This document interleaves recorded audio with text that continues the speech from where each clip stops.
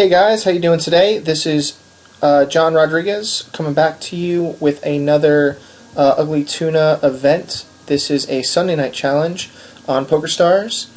We are playing a 5,000 starting chip tournament. Looks like looks like average stack right now is 7,300. I definitely wanted to wait a little while before I started recording this video. We did have a number of people who joined this tournament. Tuna's tournaments usually get anywhere between 20 and 30 players. I'll give you an example. Last night's tournament had 14 players. Tonight's tournament has 31 players. So it looks like we have 21 players left out of 31. Blinds are currently 50-100 with a 10 ante, and in about a minute they're going to be going up to 60-120. To be honest with you guys right now, I don't feel like playing poker at all. But seeing as how it's Sunday and there wasn't a whole lot going on tonight, I said, you know what, fine, let me just jump in this tournament. Turns out it was a pretty good idea. Right now we are first place out of 21. Not that means a whole lot right this second, but it is always nice to have accumulated a decent stack.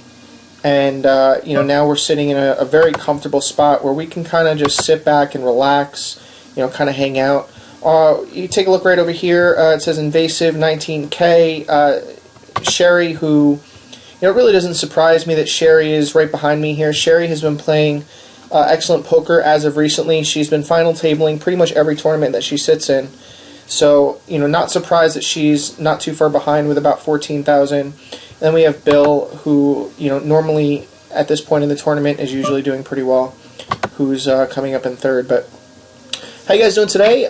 Had a great weekend. Actually, we played a tournament last night because it snowed. Normally we don't, well, I shouldn't say we, normally Tuna doesn't have any tournaments on Saturdays. The schedule really is Tuesday, Wednesday, Thursday, well, sometimes Thursdays, and then Sundays. But seeing as how here in southern New York it snowed, Tuna had set up a tournament because there was a few people who had made a request.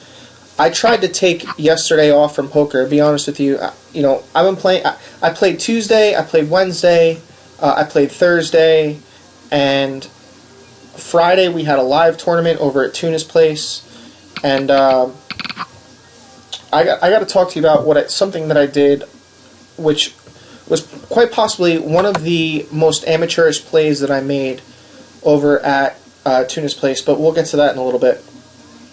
But anyway, so when you play Tuesday, Wednesday, Thursday, Friday, you kind of expect to have Saturday off, and it just didn't work out where we ended up having Saturday off.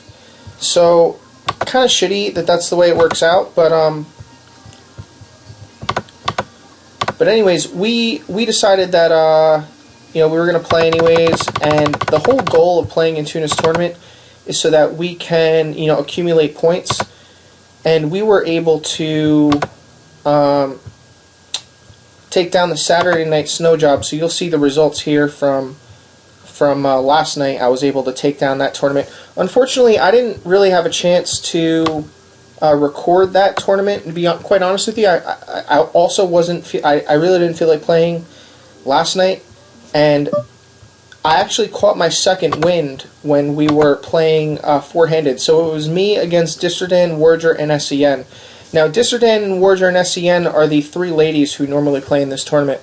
It's kind of a really cool thing that the three ladies are doing really well in the standings. If you take a look at the standings here, you'll see that SCN, Disserdan, and Warger are all in the top 10 as far as players who are accumulating points here in Ugly Tuna's Poker Club.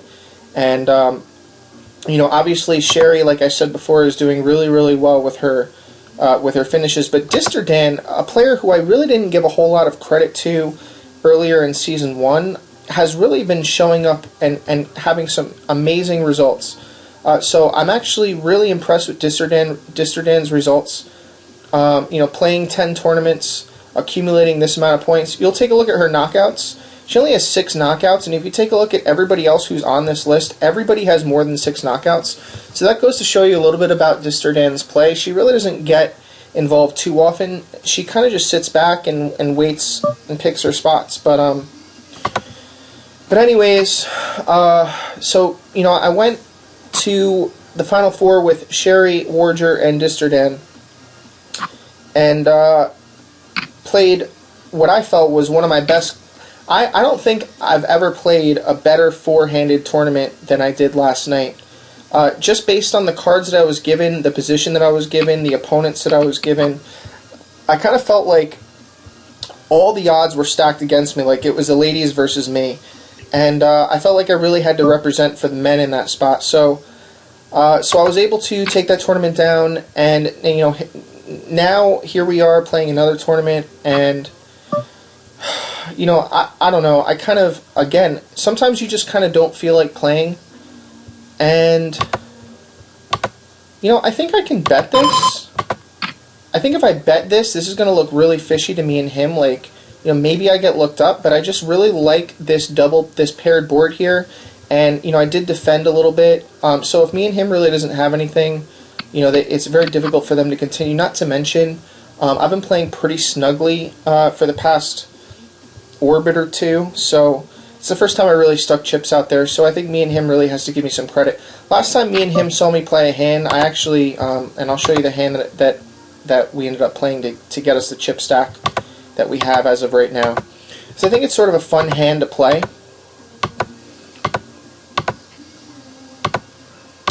Let's just go back and check it out. So here's the hand that we end up playing to get us a chip stack. You'll see I have about 12,000 in chips. Tesla's here in the small blind. So I have pocket aces here, and I decided to make a 3x raise, which is a standard raise. You know, I think I'm going to be making this raise with ace-jack. I'm going to be making this raise with pocket threes. So I'm really not saying a lot about my hand that I'm raising to 3x here in this spot. My goal really is to be able to get heads up with me and him. I'm a little surprised that Tesla calls out of the small blind. When Tesla decides that he's going to call out of the small blind, I didn't put him on queen-jack at the time. You know, I think I put him on, you know, maybe like a small pocket pair like 4s or 5s. So I wasn't really sure how to take his call out of the small blind. But again, we all have pretty decent stacks here, so, you know, I didn't know that by him calling, I didn't know whether or not Marcolino was going to end up wanting to get involved in the hand.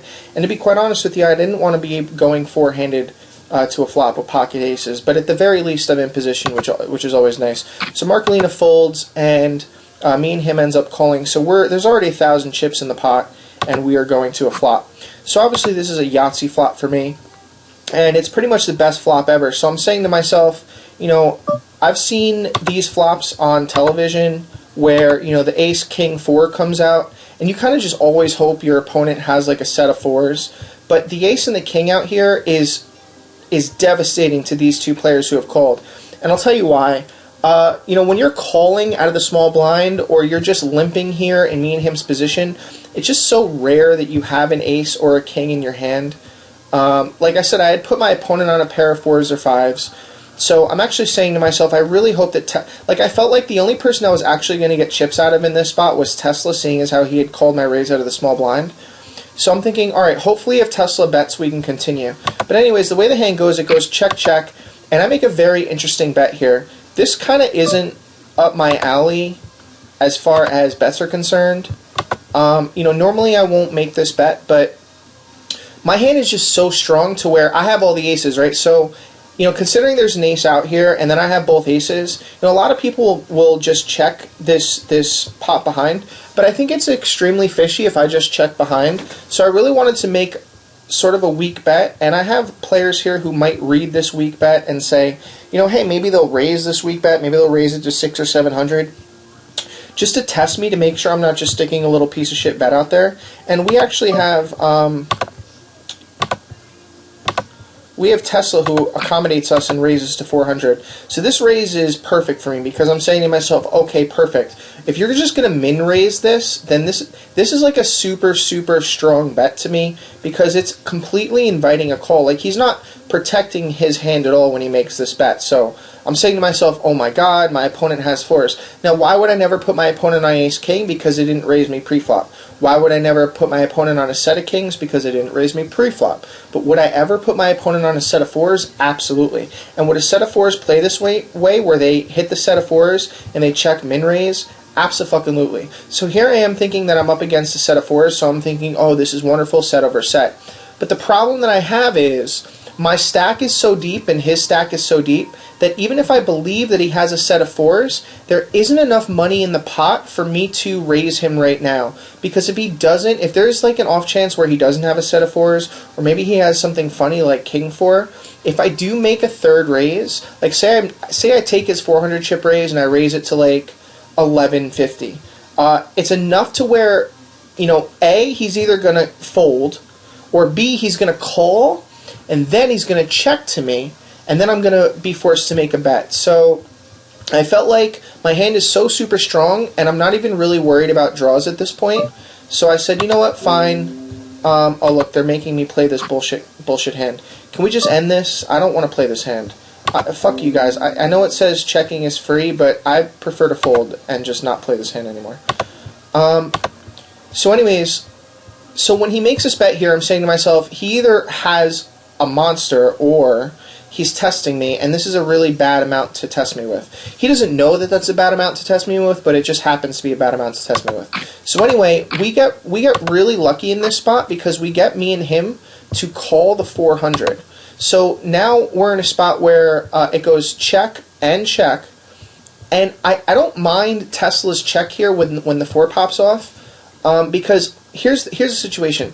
If he has pocket 4s and he hits quads, is he ever checking this board? Abso-fucking-lutely, he's checking it. If he has a set of kings and this 4 pops off, is he ever checking it? Abso-fucking-lutely.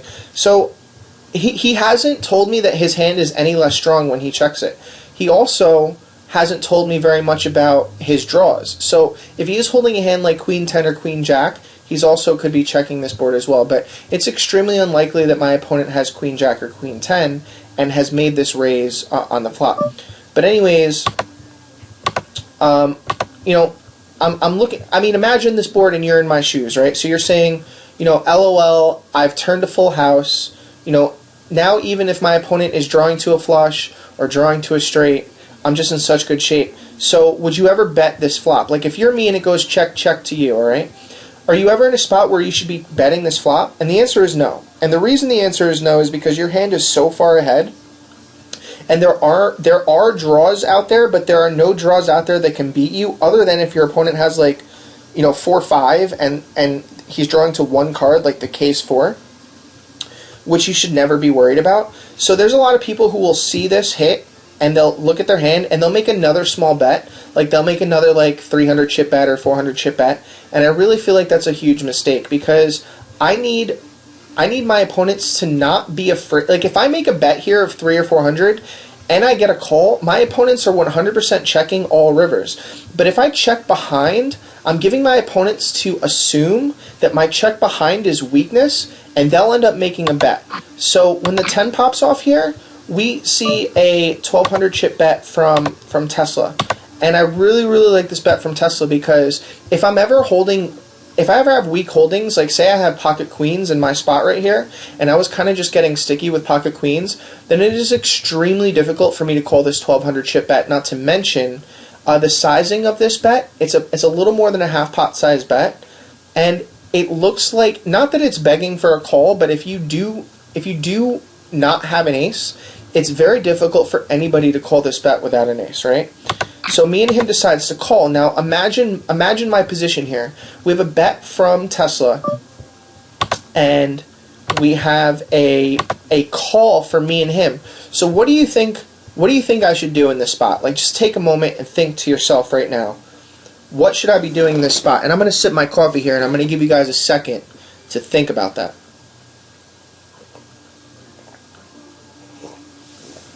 Right now there's about 46.70 in the pot, right? So I'm saying to myself, okay, there's 46.70 in the pot. So this bet right here represents, you know, about half of the pot. And this call right here says I have an ace, or I have something where I can make a call. So I'm saying to myself, if somebody has an ace, it's going to be extremely difficult for them to fold.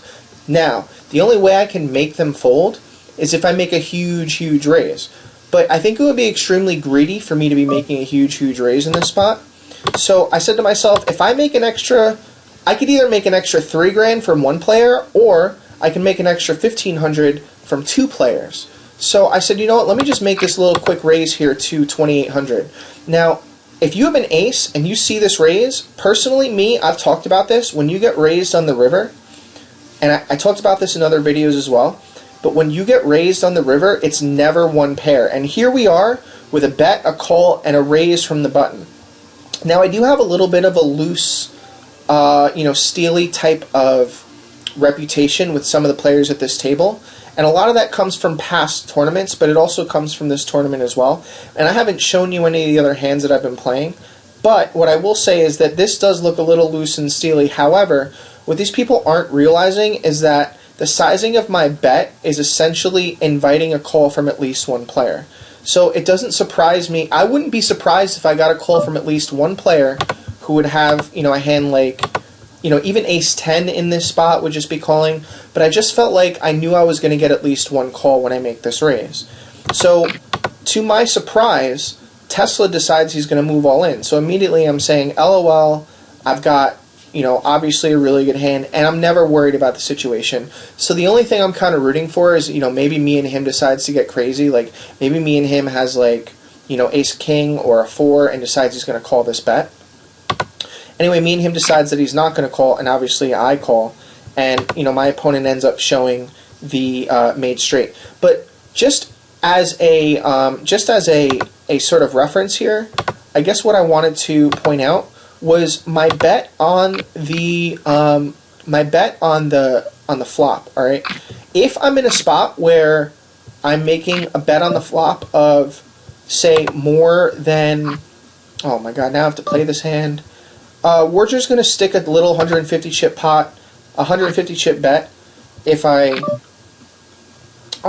and him bets 150. I mean, could I raise? I suppose I could, but it looks like I have a diamond.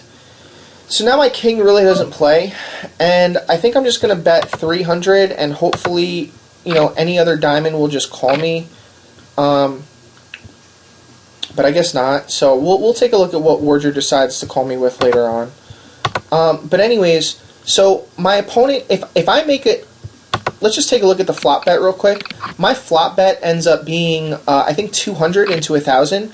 I think if I would have bet any more than 200, my pre-flop raise was to 300. So because my pre-flop raise was to 300, if I make a little 200, god damn it, if I make a little 200 chip bet here, it's just like the sickest shit. Like, I make a 200 chip bet here, and if you're ever in this spot, guys, and you see somebody had made a raise pre-flop, right? Like, if somebody makes a raise pre-flop, and then they turn around and their continuation bet is less than their pre-flop raise, then your spider senses should be tingling. Like, all of your red flags in your poker repertoire should be going up. And you should, especially with this board out here, you should be saying to yourself, whoa, whoa, whoa, whoa, wait a minute. This guy made a raise to 300 pre-flop, and now his continuation bet is 200. That's what's called a bet to induce. And what I mean by induce is, this queen jack is never making this raise if I made like a 500 chip bet. In fact, I would go so far as to argue that if I make a 500 chip bet instead of a 200 chip bet, that this queen jack just folds under the assumption that I have at least an ace or a king, and that I'm never folding. But this 200 chip bet was enough to get a hand like Tesla's to say, hey look, maybe I can make a raise because this opponent looks like he probably doesn't have an ace or a king, and maybe he's weak enough to where I can make a raise and make him fold. So I do like Tesla's overall idea here with the raise in this spot, because my bet looks just so super weak. Me personally, I probably would have made a raise to like 650 or 7 just to make sure if I'm up against an ace or a king. But it just doesn't work out that way, and personally I'm super happy it doesn't work out that way, because it does suck me and him into the pot. So overall, I do get me and him to put an extra 1,600 total chips into this pot when he's drawing basically dead. But essentially, that's how we ended up getting our chips. And seeing as how we are to, we have, what do we have? 18 players left. So yeah, so here we are. We have 18 players left. Right behind us is Fiesta Fester. Fiesta Fester is becoming one of my favorite poker players, and I'll tell you why. I've been watching a little bit of what Fiesta Fester is doing, And I really like the pressure that Fiesta Fester puts on his opponents. And I also like how he tends to accumulate chips on a regular basis. So I really think Fiesta Fester in the long run is going to be producing a whole lot of, top 5 finishes and final tables, just based on the way he applies pressure. And hopefully we get Fiesta Fester at our table. Well, I shouldn't say hopefully, because I kind of don't want Fiesta Fester's style at our table, because I don't want him to take over and just start, super raising people. But I do really, really appreciate the way Fiesta Fester plays, and hopefully we get to a spot where I'm able to kind of show you that we really like the way Fiesta Fester plays. I do want to see what Warger ends up calling me with on that hand where, let's see, what did I have? Yeah, so, so Warger, calls me with a 7 high flush. Kind of not a good call. Let's just take a look at the way this hand plays out. I have a lot of notes on Warger. I kind of know how to play Warger. I was counting on Warger to make a continuation bet on flop, and when she doesn't, I think it's because her and I played so much last night that she started to feel like maybe I was checking to her on purpose. So I think her not making a bet on this flop is an adjustment by her. And so I will give her credit for not making a bet on this flop, because a lot of players will just stick a little bet out there, just try and take the pot away. But I think Warger was making an adjustment, considering I was in the hand. And I also think that with 2 big stacks in the hand, maybe she doesn't want to get too far out of line. She also has ace high in the spot. We know now she has ace high, but I think that there is some showdown value in her ace high. So, I just don't. She's very accustomed to making like a little 150 chip bet just to see if we want to play. But maybe me and him is sticky, and she already knows I'm sticky when it comes to her. So, I think she just shies away from making this bet. When we get this 150 chip bet for me and him, a lot of players are going to be very quick to raise with 3 kings, with trip kings. But I want you to keep this in mind, okay? What would be an appropriate raise to this bet? Okay, let's imagine for a moment we want to raise this bet. An appropriate raise with our particular hand trying to protect would be to roughly 650, 700 maybe. If we're raising to 700, is our opponent who has 10,000 chips ever folding if he has a big diamond? Like if our opponent has a queen of diamonds or an ace of diamonds, and we raise to 600, is our opponent ever folding this particular run out of cards? And I would argue that there's maybe a 20% chance that he gets tight and folds, but I would also argue that if our opponent ever has like a high diamond and he leads out and makes this bet, well, he's doing so with the intention of continuing in the hand.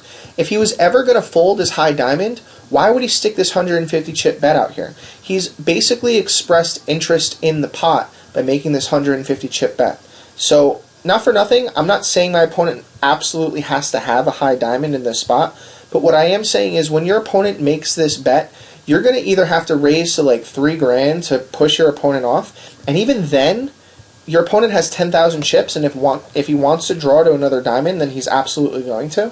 So, knowing that I'm not completely drawing dead if another diamond does pop off, I do have the 9 of diamonds behind me, I'm actually okay with just making this call here and sucking Warger into the pot. So Warger, we already know, has an ace high and a 7 of diamonds. I really, really hate this call from Warger. And why do I hate it? It's not because I don't appreciate the fact that she has an ace high, but she's never ahead of anything. Like, imagine what Warger is ahead of. If you have the ace-7 of an ace-7 with just a 7 of diamonds, do you ever think your diamond is better than either one of our diamonds? Like, if a diamond comes, do you ever feel like your diamond is good? And I don't know if I want to, oh my god, friggin' bullshit. I don't know if I want to, like, just yell at Warger for this, but she's not thinking when she makes this call. She's essentially thinking that both of us are bullshitting and none of us has a diamond, because if you ever have just a 7 of diamonds here, it's usually never good, right? So, if she hits an ace, is she going to feel comfortable? No, there's 2 players in here, so either one of us has a king or one of us has a diamond bigger than hers. So she kind of isn't really thinking in this spot.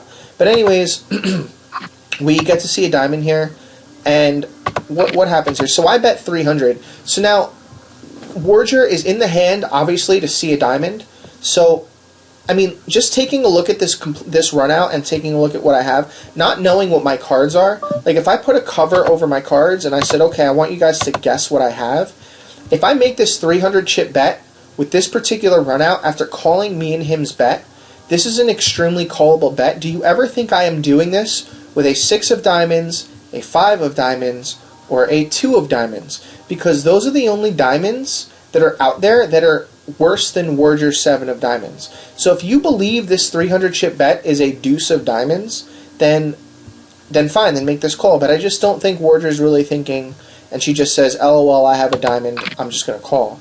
So me and him makes a correct fold, and she ends up showing down the 7 of diamonds, and obviously losing. Now that doesn't mean that I feel like my diamond is the best, but it was more of a defensive bet for me, because if I do end up checking to Warger, and say Warger wants to make a pot-sized bet of, say, 1,100 or 1,200 chips, I'm going to have a really tough time calling with the 9 of diamonds. So my 300 chip bet here is extremely defensive. It's basically saying, this is about as many chips as I'd like to wager. Sometimes when you try and press the rewind button on the PokerStars, it doesn't really work out. But anyways, it looks like, oh my god, me and him wins 10,000 with a straight. What just happened? Okay, so let's just take a look at the way this works, because it looks like Warger just got knocked out of the tournament. Oh my god, I have an ace-7 as well. And me and him has an ace-7, so both of us would have taken this down. So we obviously make a very good fold here, folding the ace-7. And Warger, decides that she's going to limp call.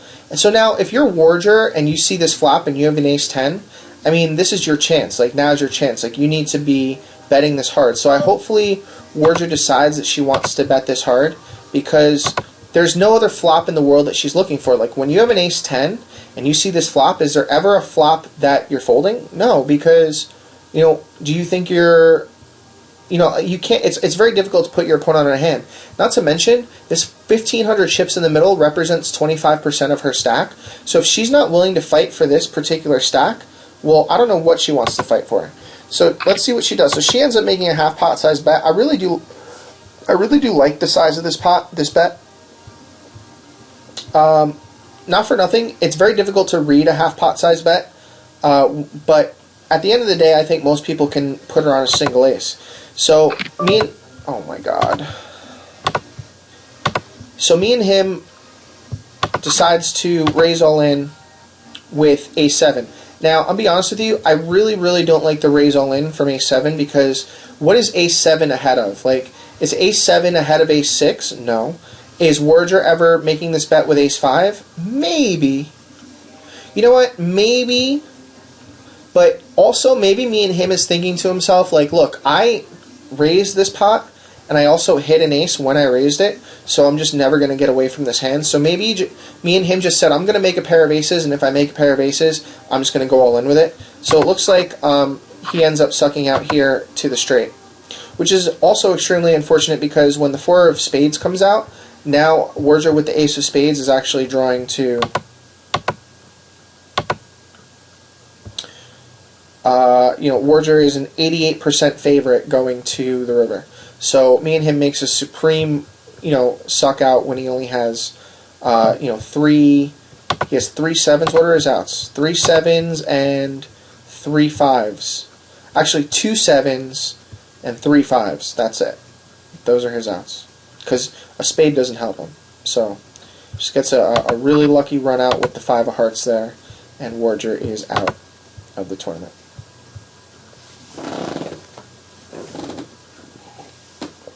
We are now in second of 16. If you take a look at my position, I would, to be honest with you, if I had to guess who leapfrogged us, I would say it's Fiesta Fester. And it is Fiesta Fester. Again, Fiesta Fester, his style is to apply max pressure in pots, and he accumulates a ton of chips most of the time. So I can already tell you that when Fiesta Fester is playing, that he's just an extremely dangerous player to play against. So I think one of the things that I'm very happy about is that he's not playing at our table. If we do end up making a final table, that's great. I'm going to need to have Fiesta Fester on my right or somewhere on my right-ish. If I do end up having him on my left, I'm going to be in a very similar situation to where I was in an earlier video where I ended up going against Fiesta Fester when he had all the chips in the world. But it really doesn't surprise me that he's sitting here with, you know, basically a ton of chips, almost a 5.5 chip, 5.5 times the starting stack. And then it's me, and then Maluzo right behind us. Again, I'm playing a little bit nitty, basically because I don't have to play a lot of my cards here. I mean, in a minute the blinds are going to go to 100, 200. So if the blinds are at 100, 200, how many big blinds do I have? Essentially 100 big blinds. So if I have 100 big blinds this deep in the tournament, I mean, do I really ever need to start throwing my weight around and throwing my chips around? I kind of don't. I do have players that are a little bit exploitable at my table. Big Al Rick is a player I have a lot of respect for. We do have a note on him. You know, I don't think I'm going to be getting a lot of chips from Big Al Rick. Arble, I don't have any notes on, but I have played Arble before.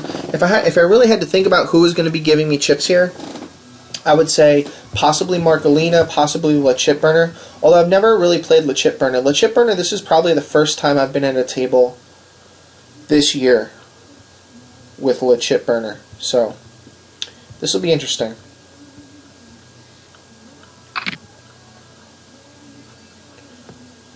So we have a little min raise here from the small blind for me and him. Not quite sure what he's trying to accomplish with that little min raise, but he did get the big blind to fold, so there you go. That kind of says a little bit about La Chip Burner's style at this point, because it's very difficult for La Chip Burner to not want to defend.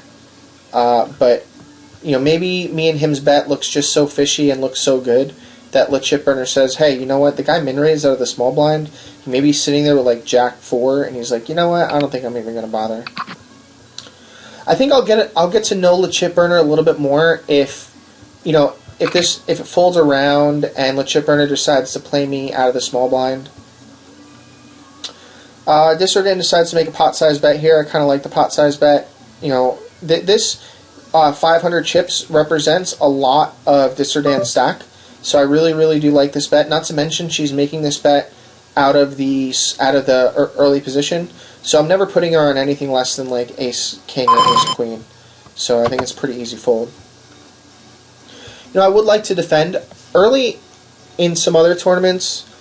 I think I had gone to a either fold or raise my big blind mentality, and then recently in the past couple videos I had gone to kind of throw that out, and I have been making some just flat calls out of the big blind. And I don't know if that's habit. You know, like, I don't know if that's just like, well, I have this bad habit of just deciding I'm going to defend. I do like when you're going to raise or fold from your big blind, because you know you're not going to be getting yourself into too much trouble. If you fold, obviously you can't get into trouble if you fold. If you raise, you give your opponent a chance to fold right away. Looks like Den decides to make a pretty loose call here with King-Queen suited. I think he overvalues King-Queen because of the fact that it's suited. But he has made a straight here, and he has knocked out Big Al Rick. So, you know, maybe he feels like he made a good play there. But obviously he looks at Ace-King and says, you know, oh my god, I'm in so much trouble. So the run out is just really good for Den 2115. And Big Al's probably saying to himself, you know, why? And he says, good call, GG. And I think there's obviously a lot of... and Den says, thanks. Obviously, Den 2115 is not recognizing that when Big Al Rick says good call, that there is a ton of sarcasm. You don't need to say thanks, bud. He's not really appreciating your call.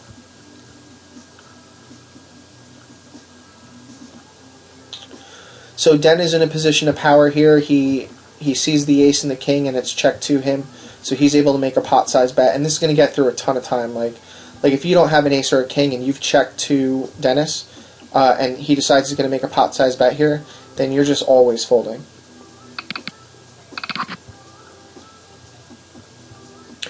So, you know, with the blinds at 100 to 200, even though we do have around 19K, these pots are getting pretty juicy. Like, think about the spice that's involved in this pot. Just with a min raise and a couple callers here, this pot's going to get up to about 1,800 chips.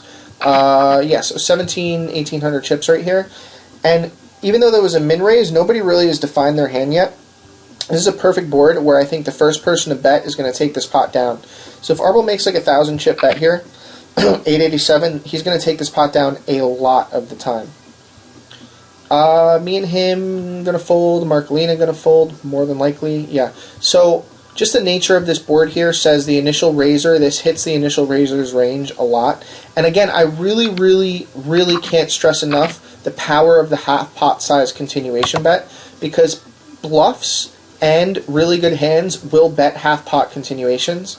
And a half pot continuation at this stage in the tournament tends to represent more than 10% of your opponent's stack. Now, we do have some pretty big stacks here. For example, me and him was in the hand with 13K. Dennis is sitting here with 10K. I'm sitting here with 19. So that 880 chip bet doesn't necessarily represent 10% of our stack, but considering it represents almost 40% of Marcolina's stack, you just have to really appreciate and respect the raise sizing here from Arbel 1. So regardless of whether or not Arbel 1 in that hand has like, ace king or pocket sevens, I still really, really like the bet from Arbel 1. And having a half pot size continuation bet in your arsenal, I think is going to be one of the more successful continuation bets that you can make against most players. Now, that's not to say that it's going to work all the time, and it's not to say that there aren't more, I would think that there's some more, I guess what you would call efficient bets. Like instead of betting 887, could he have bet 825 and had the same effect? Absolutely. Like there's some efficiency to be had. Like the 887 chips that Arbel decides to bet isn't perfectly efficient. However, it's still like, I think there's a power to exactly half pot. And because of the fact that you can just snap click half pot, it does look bluffy to some people, and it'll make people continue when you have bad hands. And it's just like I really, really, really, I can't stress enough how much I like that bet. We have a third pot size bet for me and him on this river. Not sure what to make of this third pot size bet. It is big enough to push people off, like if you only have a deuce. So yeah, so me and him shows up with threes. I don't necessarily like that me and him is making a third pot size bet with his pocket threes. I think if he makes a much bigger bet, I guess it's easy to say in hindsight, that he should have bet bigger. But you have to say to yourself, if you have pocket threes, if I bet 1,000 and the pot is 4,000, how much was the pot at the river? Let's just see. Okay, so Dennis decides he's going to raise to 600, and from the button, that's fine. You want to raise the button to 600. You can be doing that with Jack 7. You can be doing that also with pocket jacks. So me and him decides that he's going to go set mining, and he has the chips to do so. So he just makes the call. When me and him sees this flop, he needs to be getting away from his hand right now. Here's another perfect example of a half pot size bet where it's very difficult to read if your opponent just has 2 overs or actually has a really good hand. So he's going to get me and him to continue on a hand that's worse. We have a pair and a straight draw. When the chip burner decides that he's going to make this bet, I think I can just be raising here a lot of the time and be getting bigger hands to fold behind us, because we were in the big blind, so this kind of hits our range a lot. If the chip burner decides that he wants to continue, me and him called, and I wonder what he calls with. Do flush draws call? Yes. If I have a flush, let's see, if he checks behind, I'm going to give him the flush draw. So I really feel like my opponent has hit a flush here. So I'm going to check and fold to my opponent's. My opponent more than likely is going to be betting like 1,600 or 1,700 on this 3 here. And I'm just going to have to fold. So he bets 1,400, which is fine. And I kind of know that my opponent has a flush at this point. And, not for nothing, like, if I didn't know any better, I'd probably look him up with just a 6, but what does my opponent ever have where he's making this particular bet? Like, this is such a readable bet for a flush, so, you kind of just go away. Yeah, we invested 1,800 or 800 chips in that pot, but it was enough to where we kind of knew our opponent was, getting crafty with 2 overs and a flush draw, so nice catch, me and him. I guess for fun, I maybe could have called the 1,400 just to prove that he had it flush, but Not really in the business to be giving chips away right now. I know I was talking about something earlier, and I forget what I was talking about now, but...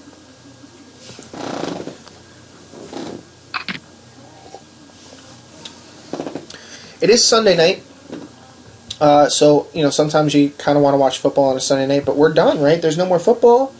What was there? There was a Pro Bowl on tonight, but I think for the first time, it wasn't East versus West. It was like a live fantasy football where it was like Michael Irvin versus Chris Carter picking fantasy football teams. I really don't care much for it. At this point, it's kind of just like a joke. You know, I'm kind of done with football. I'm looking forward to the Super Bowl next week. I don't know, who you guys have. Who do you guys have for the Super Bowl next week? I mean, do you really feel like you're in a good spot? Like, do you feel like, you know, if you pick New England, do you really feel really good about picking New England? If you pick Seattle, do you feel really good about picking Seattle? Like, I don't feel good about picking either one of these teams. Like, any one of these teams could probably just beat the other team by 20 points. Like if the score was 40-16 Seattle, would that surprise you? Probably not. If the score was 35-14 New England, would that surprise you? Probably not. So I think when you're trying to pick a winner, it's just these teams are so good. Like, Seattle is becoming a perennial force in the NFC, and in the AFC, I mean, you talk to Tuna. The Patriots are just always a threat.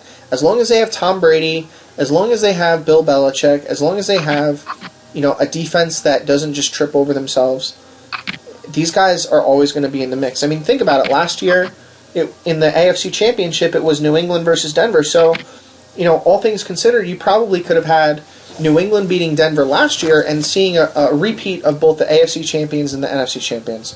So you got to give it up for New England. They're just a really, really solid football team, and it's very difficult to ever pick against them. And, you know, Seattle in the middle of this season was in third place in the NFC, NFC West? You know, they were losing to Arizona, who was basically undefeated, eight games into the season. We didn't know if Seattle was even going to make the playoffs, and they have turned the season around. So I think this is going to be one of the few Super Bowls where I watch. You know, even last year, I'll admit, I was all on Denver last year. I think a lot of the people who were watching the Super Bowl last year felt like Denver was just going to, you know, lay the smack down, put up 35 points because that's what, you know, Peyton Manning does. And I think we learned a lot about the way big games go, and you really need big game defense. So defense to defense, you have to give the edge to Seattle. Offense to offense, you have to give the edge to New England. But we already saw from last season that offense doesn't necessarily trump defense. So if you had to put a gun to my head and say who's going to win this Super Bowl, I'm going to say Seattle. You know, I don't think it's going to be a big win, but, you know, I think Seattle wins this game by 4. You know, like, you know, maybe it's 28-25, you know, or 28-26, and Seattle just comes back and wins. You know, I don't know. It's really difficult to pick a winner, but, you know, there's my pick, Seattle. If you guys watch this video before the Super Bowl, that's what my pick is. Would I ever risk more than $20 on that bet? No, I wouldn't. I would just watch Super Bowl 49 for the value. So we have an all-in and a call here, Ace-10 versus Ace-Queen. Barring a jack, Dennis is in such good shape here, and looks like Dennis 2115 is going to be taking this pot down. So the chip burner decides he's going to ride with the ace-high, and we are down to 15 players left in this tournament.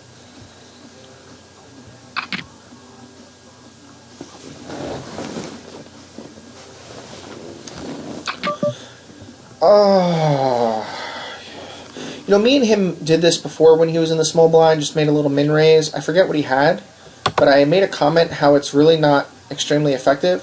But what I will give him credit for is it's getting the big blind to fold. You know, it does look so strong, it does look so callable, that if you're in the big blind, you're saying, whoa, wait a minute, why is the small blind just min raising here? And it makes you want to just tighten up and fold. I think if me and him ever does that, where I'm in position against him and it's just him versus me, I was going to say, if it's just me and him, like if it's me and me, which sounds strange, but that just happens to be this guy's name, 628. You know, I kind of just, I think I defend there for the 200 chip bet, but seeing as how I'm going to be in the middle of that pot and I don't have position on my opponent, then, you know, maybe I decide that I'm not going to call. Me and him decides he's going to look this guy up for 679. Fiesta Fester has come to the table. You know, I talked to you a little bit about Fiesta Fester. We kind of know that he's an aggressive player, so I'm actually really not looking forward to be getting involved in pots with him. But I think Fiesta Fester checks here. Ooh, he decides to make a half pot size bet. So me and him is getting really sticky with Fiesta Fester. And yeah, so you know, probably makes the absolute stone cold most that he's going to make. And again, there you go. Fiesta Fester decided that he is going to come to the table, make a raise, bomb, you know, not really bomb, but, you know, make a bet on the flop. Let's just take a look at Fiesta Fester's line here, okay? Are we mad at Fiesta Fester making a pre-flop raise? Yes, we are. And I'll tell you why. You just got to the table, you have no idea what the dynamics of the table are, and you have ace-jack offsuit, okay? You make almost a 4x raise. You make it 679, which is just a stupid raise. But again, you want to make this raise, it's no limit hold'em, you make whatever raise you want. I think a lot of his raise has to come from the fact that he probably has exactly 79 chips, and he, you know, he's just superstitious and wants to give himself a nice round number, like 17,700, which is stupid, and if you feel that way, you know, that's fine if that's really what you want to do, but it's just a gigantic waste of chips there. I think if he makes it 600, it's just as effective as 679. So Fiesta Fester has officially thrown away 79 chips. So it folds around, and Marcolina decides that he's going to, oh, here we are with ace-jack off. I kind of do want to get involved in a pot with Fiesta Fester, so you know, I am going to make a min raise here. I think it's enough to get Marcolina to fold, and I think Fiesta Fester calls all day, every day. So we end up flopping an ace here. It wouldn't surprise me if I were to make a 500 chip bet that I get called. Like, I kind of feel like he's calling me all day for 500 chips. I guess not. I probably could have checked behind, but I'm not in the mood to be slow playing one pair, especially against an opponent like Fiesta Fester, who's very tricky. Like he could be calling and then putting a stop and go play. Like I don't put it past him to call that 500 and then on all turns for him to bomb pot and then put me in a really tough spot. But anyways, let's just go back to the hand that Fiesta Fester had before, which was his ace jack, and it looks like you know, Marcolina is in the hand with pocket deuces, so he's saying, okay, let's set mine. You know, I'll call the 679, and if I hit a deuce, I'm just going to make a ton of chips. So he hits the deuce, and he makes this. This table is like playing really quickly. So this third pot size bet, I really should make a note on Fiesta Fester that when he misses pot, like he made a raise pre-flop, and he misses this flop, and he bets third pot, or you know, basically, yeah, essentially, he bets third pot, he insta-bets third pot. This board doesn't really connect a lot, so it is a very good feeler bet from him. Like, I give him credit for making a very good feeler bet, considering he was a pre-flop raiser. But what have I told you about bets that you make post-flop that are less or equal to the amount that you would bet pre-flop? If you would raise to 679 pre-flop, and then your post-flop raise is 679 chips or less, it is an extremely negative EV bluff. Players are not going to be folding to this raise on this board texture for 600 chips. They've already committed 679 chips. So that if you're ever bluffing in this spot, it's just completely exploitable, and most players, even with ace high, are going to be looking you up and trying to peel another card behind. So anyways, we get a call from me and him 628, and then we get a snap bet. I know you can't really tell, you know, exactly how quick it was, but I do remember that this was a snap half pot size bet. And I do like the snap half pot size bet from Fiesta, because here's the thing. When Fiesta Fester bets 600 and me and him just flat calls, what Fiesta Fester is doing with that bet is he's figuring out that his opponent does not, I repeat, does not have a queen. Because if you make a third pot size bet and me and him just calls, it's very unlikely that me and him is calling with just a queen. if me and him ever has a queen in this spot, he's more than likely raising to maybe 1800. So Fiesta Fester can be extremely confident when he makes his half pot size bet that his opponent does not have a queen. In this case, as it turns out, he's right. Me and him doesn't have a queen, he just has something extremely, a lot stronger. So when me and him just flat calls, this needs to be a slowdown from Fiesta Fester. Like, Fiesta Fester is obviously not thinking, and he's saying, okay, I've bet flop, I've bet turn. What could my opponent possibly have? Does he have a flush draw? No. Does he have a straight draw? Impossible. So what exactly is my opponent calling 1,500 chips with? So Fiesta Fester absolutely needs to slow down on this pot, on this river. And he doesn't.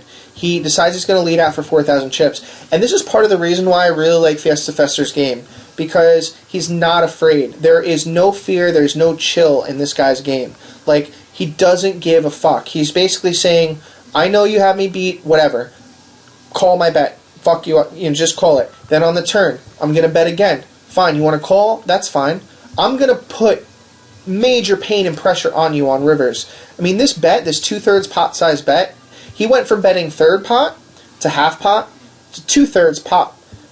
And it got progressively bigger and bigger and bigger. So this is just like such a super strong bet here, to where if me and him doesn't have exactly a set, it's very difficult for his opponent to continue. So Fiesta's line is so good because it's so rare that his opponent ever has a set. Like, me personally, I would have read it for strength, but Fiesta is picking lines and following through and firing 3 bullets with complete air. And not that I'm going to tell you that you guys should ever be firing 3 bullets with complete air, but what I can tell you is that that third bullet, especially when this 3 pops off, is just so difficult. Like, if your opponent ever does have exactly just like a queen 10 in this spot, it's very difficult for your opponent to be making this call. But again, Fiesta says, LOL, I don't care, I'm going to put max pressure. And, me and him decides that he's just going to call. Now, I have a problem with me and him just calling on the river with this set of deuces. Like, I have a major problem with this because you're egging your opponent on. He makes another bet on turn. He makes another bet on river, and me and him has to assume that his opponent has a hand like ace-queen, or even something better like queen 6, or pocket kings maybe. So when you have a set of deuces here, you need to be raising for value.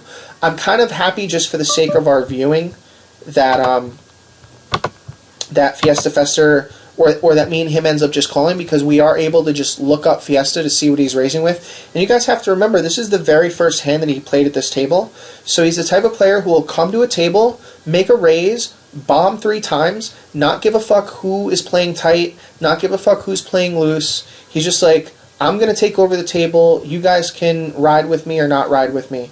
And me and him has the cards to look him up. So I give a lot of respect to Fiesta Fester's line. I think it's very profitable. I think it's a little dumb, it's a little stupid, but at the very least, in the game of poker, if you're not applying pressure, like, granted it's blind pressure, it's the kind of pressure that you're kind of just like, yeah, dude, maybe you should really stop and think. But he did make the only hand that me and him is ever making this call with is a set. So, in the time that we've been talking, Fiesta Fester has gone from 18,000 chips to 3,000 chips. So that tells you a little bit about Fiesta's game. He's gotten to a point where he's just like, whatever, I call, I don't care, I'm steaming, I'm tilting, I'm losing chips. I hate this bet from Dennis, I really do, because Fiesta can shove this profitably all day. Actually, Marcolino decides he's going to shove. I hate this bet with this paired board here. If you don't have a 10, then just check, Like, what are you getting done by making this bet? So Marcolino decides he's going to shove all in there. And Marcolino can be doing this with a 10. He can also be doing this with an 8-9 of hearts. He can also be doing this with pocket jacks. So Dennis just throws away 250 chips there. But anyways, that's why I respect Fiesta Fester's game, in that he's going to be doing that with his big hands. He's also going to be doing that with his air. It's going to be very difficult for players to be making calls. And I kind of know this about Fiesta. Understands when to bet. But I am going to say just a note, fired 3 bullets big with air when he sits at a new table. So, you know, that's something to consider with Fiesta. But Fiesta's basically, I don't think his game is just, I don't think he's just going to blow up and, like, shove all in here with, like, King 6. But I do think he's, you know, his next bet is going to be an all-in bet.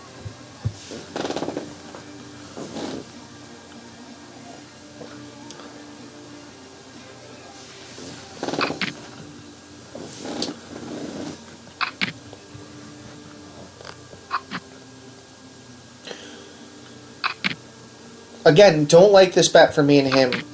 It's just so bad because he's never... It's like these people, like Dennis and me and him, aren't realizing how exploitable that min bet is. Like if you're not doing that with aces or kings ever, and you're only doing it with your bluffs or with your feelers, then it's just... Like Fiesta Fester, if he moved all in there with deuce 3, I'm proud of him because I'm saying, look, this is such an exploitable bet. You know, nobody has by betting 250, you're not getting anywhere. We have flopped a king here. I don't think I want to get too far out of line. We do have a couple big stacks here. I'm not gonna bet. I will be calling if my opponent decides he wants to bet. I will be making calls. You know, does my opponent ever have a better king than me? I think he does sometimes. But I think if I just think and call, that he may slow down on all turns. You know what I'm saying? Like on all turns, even if he has king queen, he's got to, seeing as how I was in the big blind, he's got to be putting me not just on a possible king, but he's got to be putting me on maybe a possible 8. So I think he checks this. When he bets 980, you know, is he ever doing this with king queen? Yeah, I think he is doing this with king queen a lot. But again, my hand is just too good to fold right this second. So maybe I just call. So I think I check again, and maybe my opponent just decides that he wants to check. Oh, okay. Well, I guess not. You know, my hand is just too good to be folding to that 980 chip bet. I mean, my opponent does have some bluffs in his range there, but let's just take a look and see what he's betting into me with. It looks like he's betting into me with ace high, so, you know, just, I don't know. I mean, here's my issue, okay? If you have a king and I call, all right, so if, oh my god. Let's just take a look at the way this hand plays out. So we have a limp here, right? So is my opponent, you know, ever limping with a king high? Yeah, I think a lot of the time he's limping with like king jack, you know, or king 10 or something like that. You know, so when this flop comes out, are there any straight draws? Are there any straight draws? And the answer is no, there's no straight draws. So when it goes check, check, and you make a little half-pot size feeler, I love this bet from Dennis because it's very unlikely that any of us has anything in this spot. So when he makes his 500 chip bet, if we don't have exactly a king or an 8, we go away. But when we don't go away, what does that tell you? It means we have either a king or an 8, right? So when I just call, there are no draws out there for me. Like, I'm never calling with jack 10, I'm never calling with queen jack, I'm never calling with ace 6, I'm never calling with ace queen. So, you know, when I just call the 500 there, Dennis needs to, his ears need to be pinned back. He's got to say, okay, wait a minute, this guy called with no draws out there. He either has a king or has an 8.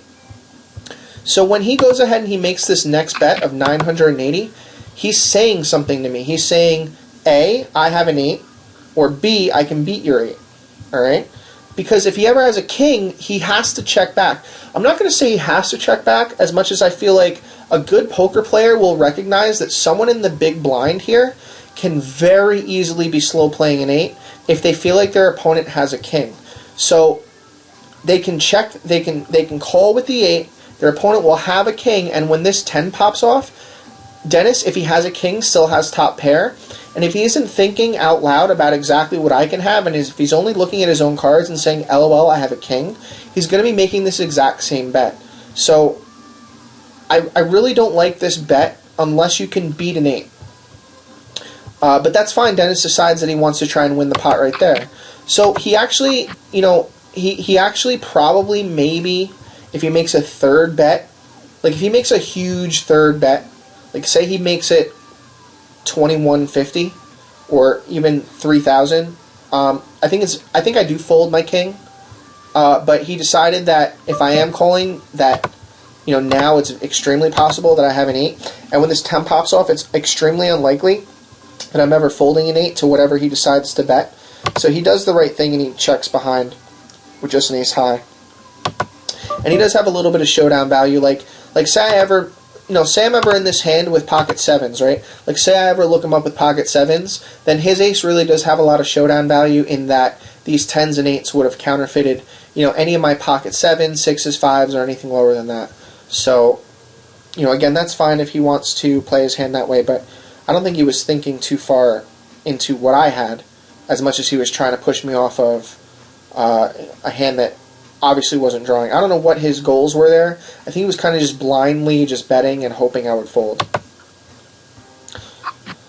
So Fiesta Fester is drawing to a... Oh, well, he's just been counterfeited. So especially, this is exactly what I mean by counterfeited, guys. Sometimes you just, the cards just don't go your way. So me and him have successfully basically taken all of Fiesta Fester's chips. And, when we last looked at the lobby, Fiesta Fester had 27,000 chips. A half hour later, he's out in 13th. Guys, that's just unacceptable. Like, I can't express this enough. It is just unacceptable for you to have 27,000 chips, and in a half hour, you're down to 0 chips, out of the tournament, no final table. So, as much respect as I have for Fiesta Fester, I think he just had like a Mike Mattisell blow up, and just said, you know what, I'm just going to move all in. Although you can't blame a guy for moving all in with pocket 5s, I guess that's fine. But, me and him basically put him on tilt as soon as he got to the table with pocket deuces, and this guy just never recovered. Sometimes you just have to call an audible and say, you know what, instead of trying to run over this table, I'm just going to know my role, stay in my lane, play my position, and just not get out of line, and hopefully I can repair my table image, because Fiesta Fester's table image was destroyed from the first hand that he got to our table. And me and him was the one who took him out. It's very difficult for me to say me and him when I'm trying to describe, because it sounds like I'm describing myself and someone else. So, looks like Arbol21 has a bunch of chips here, and I don't know how he got them, but I'm going to guess that he got half of his chips from Fiesta. So we have 1, 2, 3 gigantic stacks here at this table. Arbol, 628, and myself. And we have Arbol, 628, and myself, 2, 3, and 4. Do I want to get involved against me and him? I think I do. I'm in the hand for a flush. Like, that's kind of what I'm in the hand for.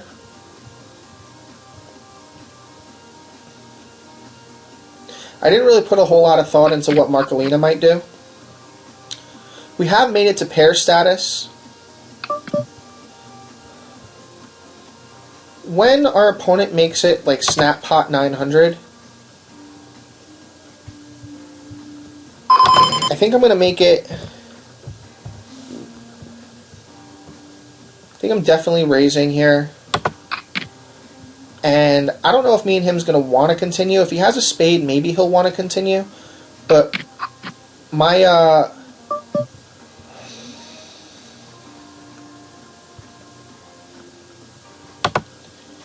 don't know what I want to do here. I'll bet 4,000. If he has a spade, he's probably got to fold for 4,000. If he has an ace, he probably calls. But my bet just looks super strong. Like, everything I did in this hand just looked super strong. I called his raise pre-flop. There's an ace out on board. I raised his continuation bet, and then he checks to me, and I make a 2/3 pot size bet. Like, everything I said in that line said strength, super strength, excellent hand, probably shouldn't be calling unless I have at least a flush. So I think I successfully told a very convincing story with the line that I took.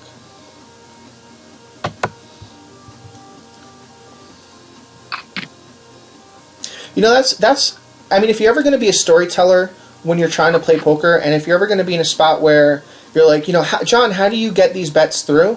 You really need your stories to make sense, and your bet sizing needs to make sense.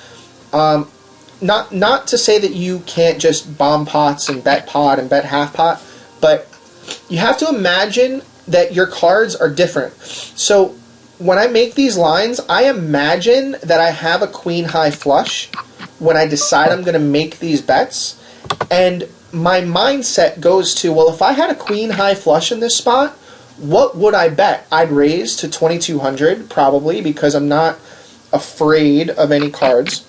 And when my opponent checks to me, if I have a queen high flush, would I ever bet again and allow my opponent to maybe catch up if he has the king of spades? I think not. So I make a pretty powerful bet, but that's still callable if my opponent decides he wants to chase it. So in my mind, I'm imagining the hand that I'd like to have, and that helps you to create the line that you want to create. You're almost lying to yourself or convincing yourself that you have a particular hand, and that will lead you to, and that will help you to figure out what it is that you should be betting. Because when you run a bluff, sometimes you just think, well, I'm bluffing, so I'm going to bet a lot, or I'm bluffing, so I'm going to just, you know, double click half pot. But a lot of times you have to think about how is your opponent going to read your bet. So, you know, that'll definitely help you guys if you're watching this video and you say, you know, John, how do you get these bluffs to go through? I think a lot of it just has to come from imagining you have the hand that you want to have. Which is pretty sick, right? Like, oh, did I have queen deuce? Look at this. I'm never playing queen deuce, but wouldn't that have been a fun hand to play?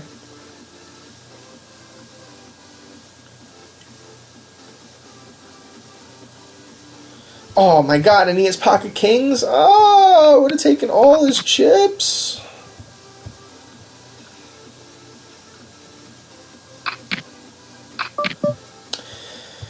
Not going to be raising here with the worst starting hand in No Limit Hold'em. Also not going to be pretending to have hit this flop. I do like this bet for me and him. You know, I think he might have like a 9 here. You know, I really like this bet a lot from me and him, 628.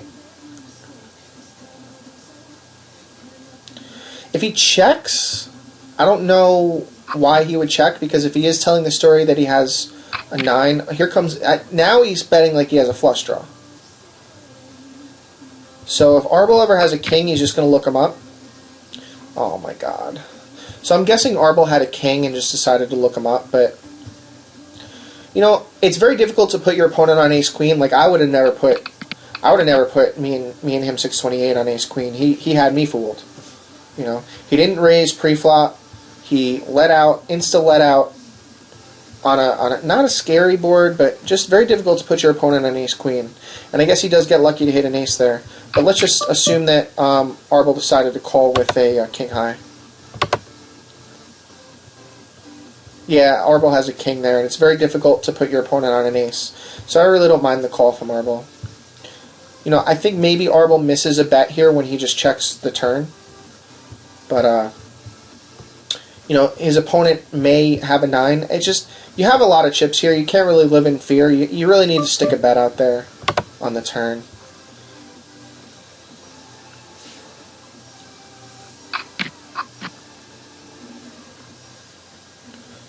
So we have 22,000 chips and we're in 4th place? I mean, who the hell has all the chips? Oh my god. Are you kidding me? This is going to be a tough tournament when Lu Jigu has all the chips.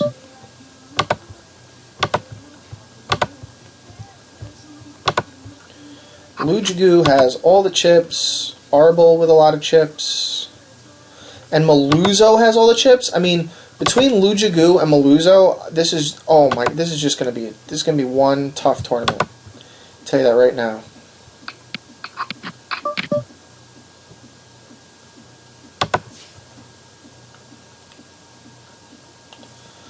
I'm going to go get some coffee, sit out for a second.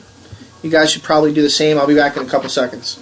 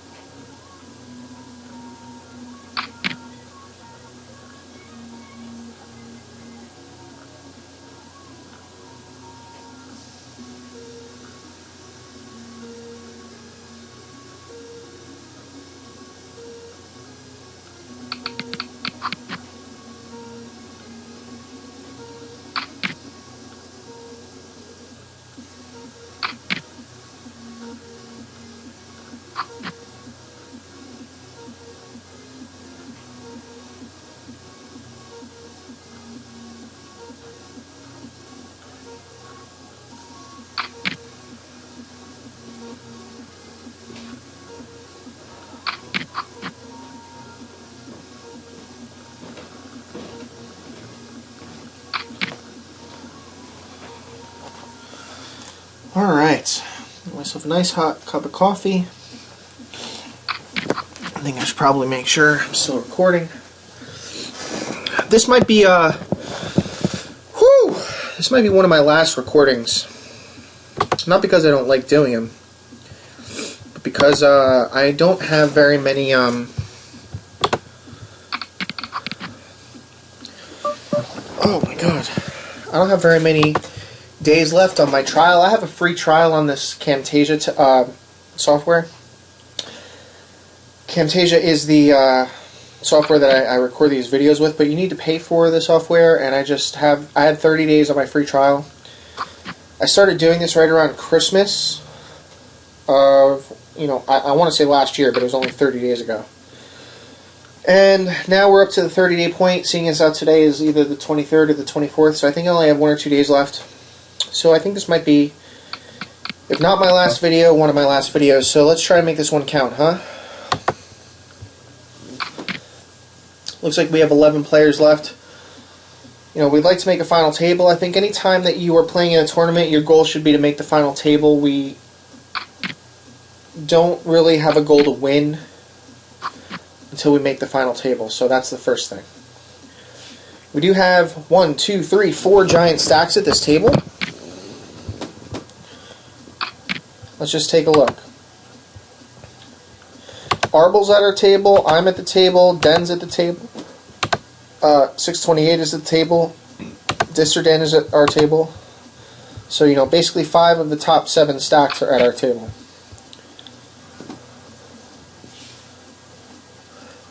A half pot size bet here from Disserdan will get the job done most of the time.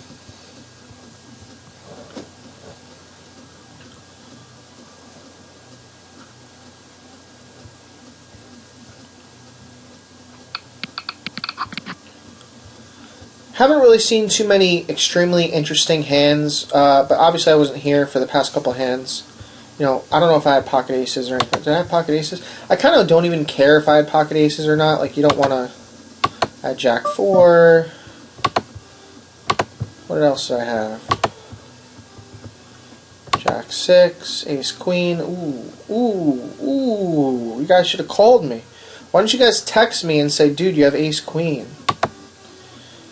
Queen Deuce no good, 3-6 no good, King 6 no good, Queen 8 no good, 3-7 no good. Okay.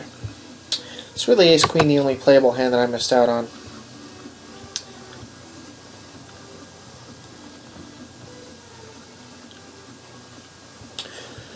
So, what are we doing here? Why are we frozen? Why is this frozen? Don't tell me I lost my internet. I can't even handle my, you know, the past couple videos too, my internet connection's been all screwy, all messed up.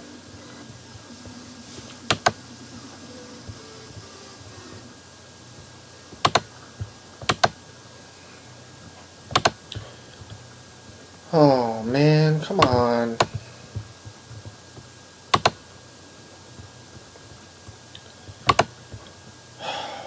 Sorry guys. Let's see if I can fix this. Gonna disconnect here and try and reconnect.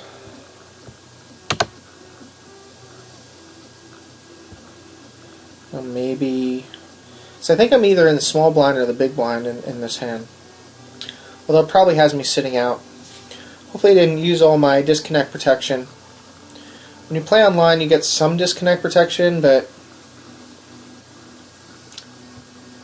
I don't know.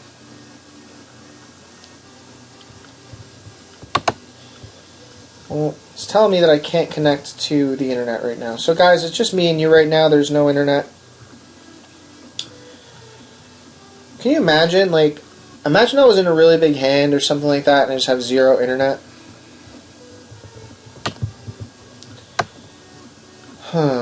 What do I do? What am I supposed to do with no internet? Like, how am I supposed to do this with 0 internet? This doesn't make any sense.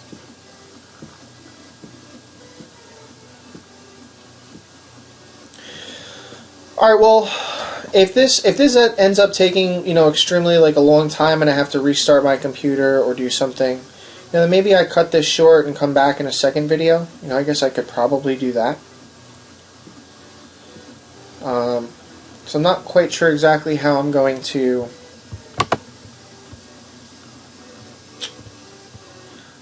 maybe we can just stop playing poker. What do you guys want to do? You want to play some, you know, guys want to play Monopoly? I think I have a couple, I have a couple games here that we can play.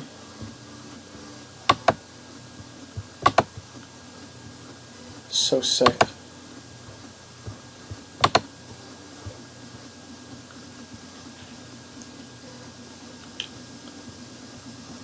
Normally, something like this would probably put me on tilt, but I've just had such a long day. I went to go hang out with my cousin, and I don't know, we had such a long day today.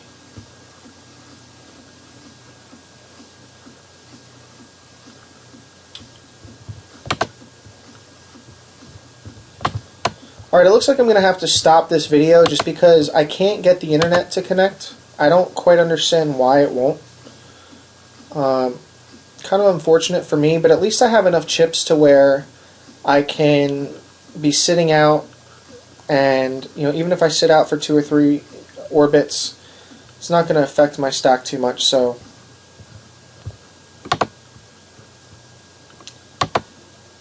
I just hate that I have to do this.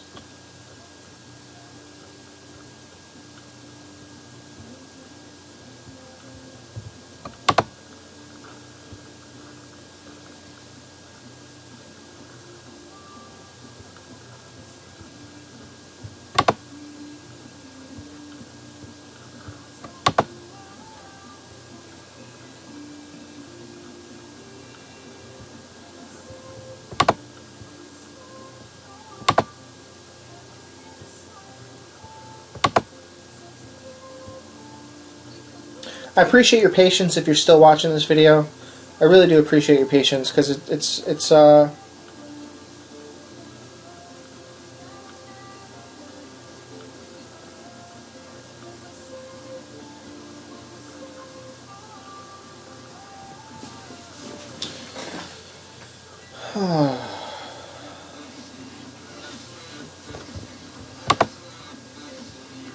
maybe it works. Maybe I'm back.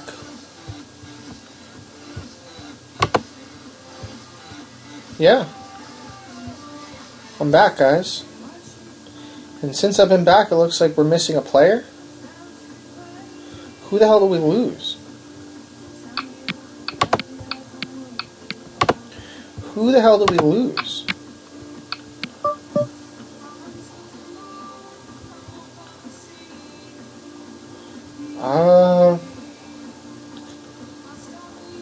Yeah, Arbol was sitting in this seat, right?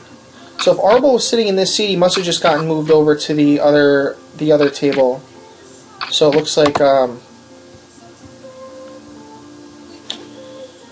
looks like Arbol got moved over to the other table. So now, in order to get to a final table, we do have Marcolina, who's sitting here with roughly 8 big blinds. Maybe even less, maybe 7 big blinds. So Marcolina is going to have to make a move soon. Who else is going to have to make a move?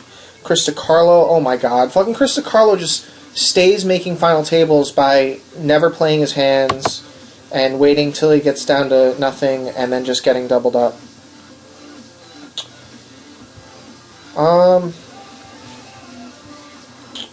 So, it's sort of in between DeCarlo and Marcolina right now. And possibly Bill here, KKEK, as to who's going to be leaving us first. I certainly am not. I can tell you guys with certainty that I am not going to be... Looks like a split pot here, yeah?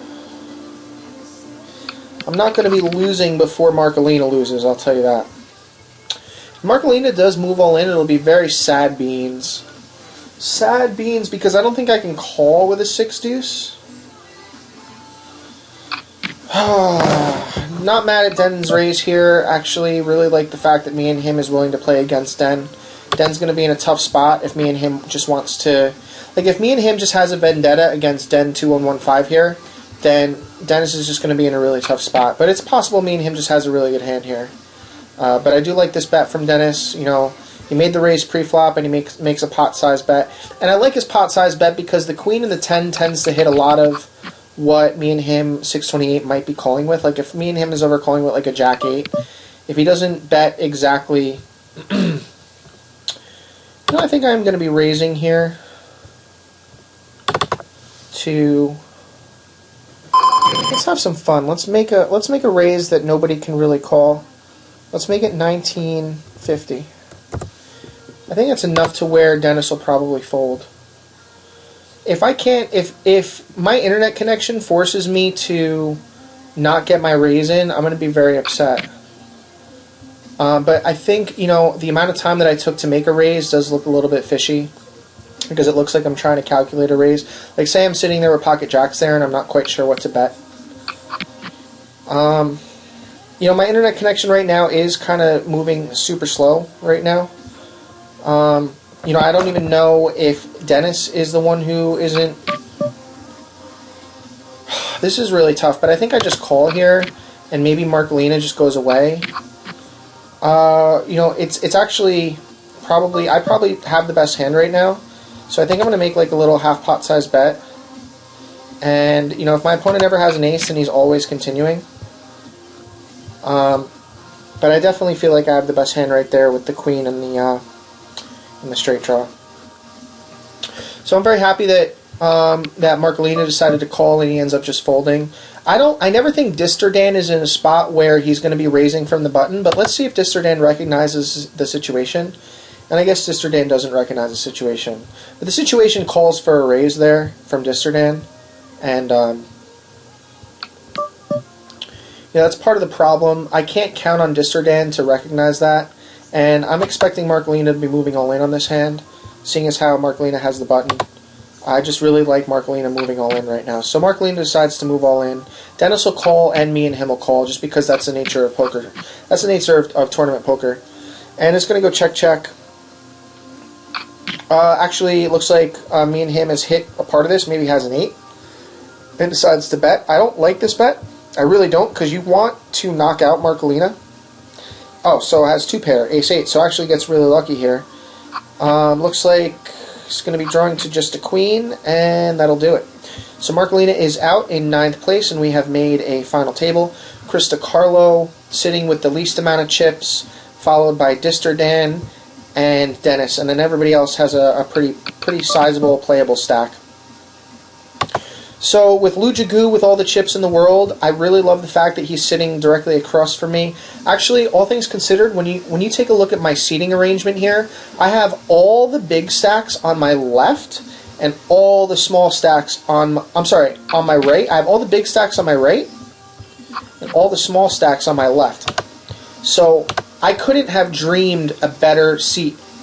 You know, like last time I played, I had a terrible seat. This time, I have hands down the best seat in the tournament. Disturdan doesn't really get out of line.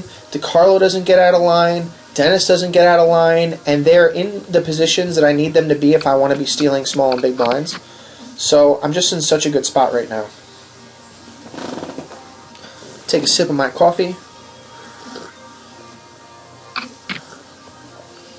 Not going to be calling this raise from Disturdan, but I do think that was pretty much her only move. She does have about 12 bigs. Actually, more than that. She has 15 bigs. But, you know, I just never think we're ever ahead with Queen 8, so I think it's a pretty easy fold. But one of the things that I like about Disturdan's bet there is that I feel like she's gained herself enough chips to get through another orbit, so I don't think she's going to be making that move again. I think she made the one move, and that was it. So I can be raising Disturdan from the button, and I'm confident she's not going to be getting too crazy with, you know, King 10.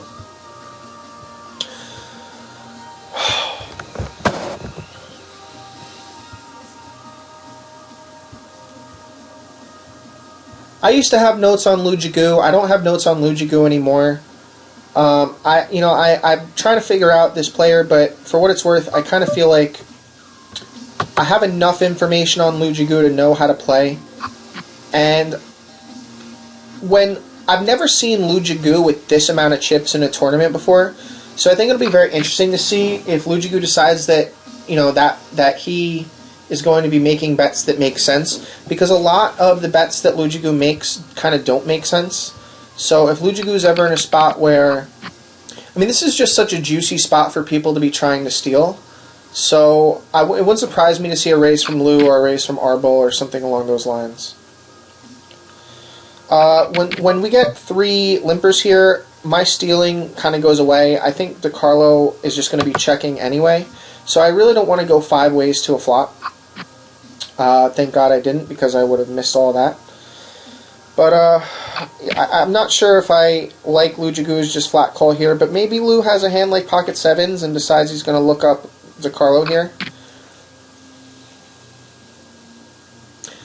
If Lou has nothing, oh my God, what do you do? Why would you double up an opponent? Oh my God. Okay.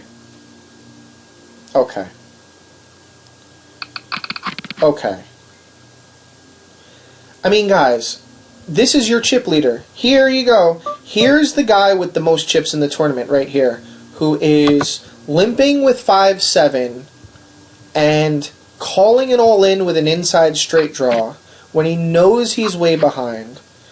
Essentially, maybe doubling up a player and spiking the inside straight draw on the river, and he probably is sitting at home thinking, oh, I'm so good at poker, this is great, like, just, you know what, man, the guy has accumulated chips, you can't get mad, right? If this is how Lujigu wants to accumulate his chips, then more power to him. Seriously, I don't see it as a viable long-term solution to be limping with 5-7, calling all-ins with inside straight draws, gut shots, against players who more than likely have them crushed. I just don't get it. But some people just don't care. They think, oh, I have 33,000 chips, it's only 1,000, fine, I call, whatever.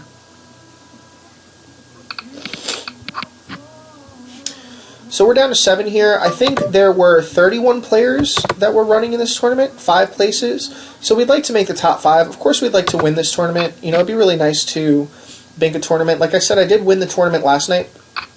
There was only 14 players in the tournament, and but it was a really sick run out. That's something I definitely wanted to talk about. I was in a hand with Disterdan and Warger, and somebody told me that they're related. I think Disterdan and Warger are related, and their betting styles are extremely similar.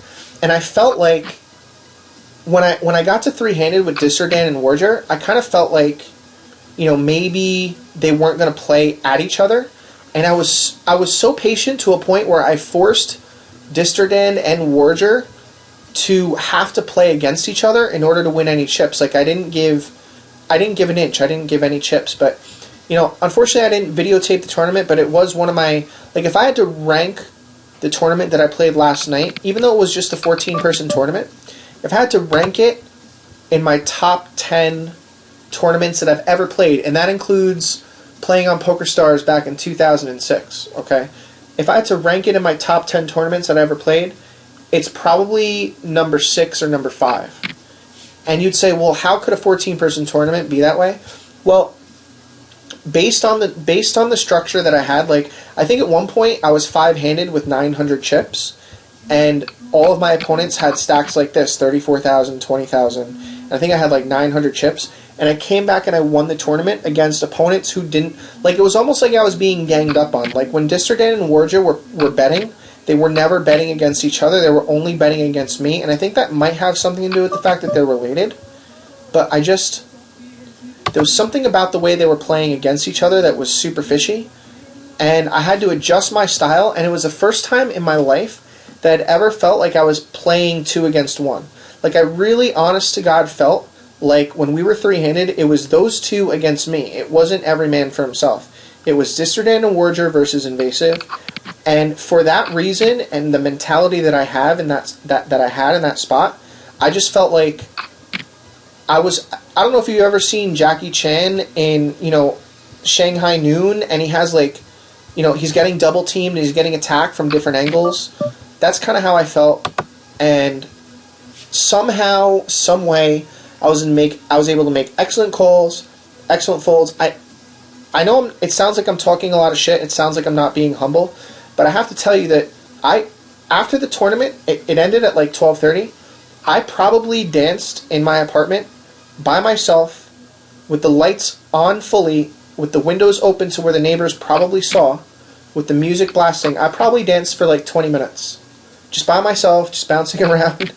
And it was just such a good feeling to have gotten through that tournament specifically, when I felt like it was three ladies against me, then Sherry got knocked out, then it was 2 related ladies against me, and I had the shortest stack versus those 2 players. I was able to work my way into a chip lead and never relinquish the chip lead, and then I was able to induce Disterdan to move all in when I had pocket kings. It was amazing. So I just feel like I played my ass off. And I wasn't even interested in playing at all last night, but I played my ass off. We are 4th out of 7. Looks like, you know, we have Disterdan here with a little less than 10 big blinds. she makes a little 500 chip bet here, and again, when you make this 500 chip bet, I just don't get it. There's not enough 7s in the deck for 3 people to be calling, so obviously somebody here is lying, Disardan would be smart to be moving all in this spot, because I just don't think a 7 just flat calls. I think a 7 raises once you see 2 or 3 calls. So if Disardan ever has a 7, well, I guess let me think about that. If Disardan has a 7 and she wants worse hands to continue, should she move all in? Maybe not. Maybe she can bet like 1,000.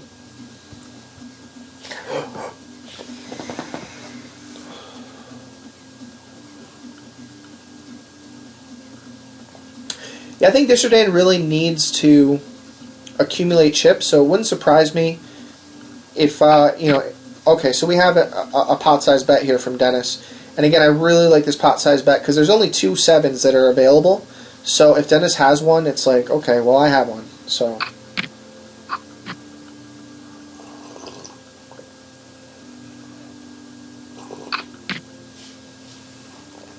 it's a really strange pot size bet. Okay, so unbelievable. I don't know what Den is trying to accomplish with his bets, but I gotta tell you, I don't know. I don't know what to say. Pocket tens here is actually a real hand. We're going to call and just see what happens here.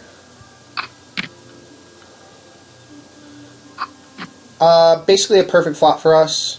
I think my bet is going to be roughly 3,000.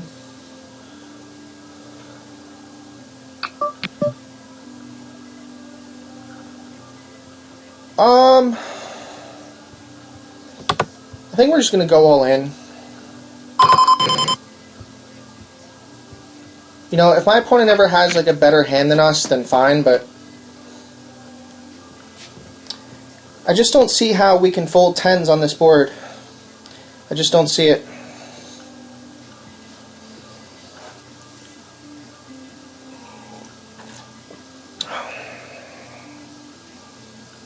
Hopefully Maluzzo just folds. That'd be sweet.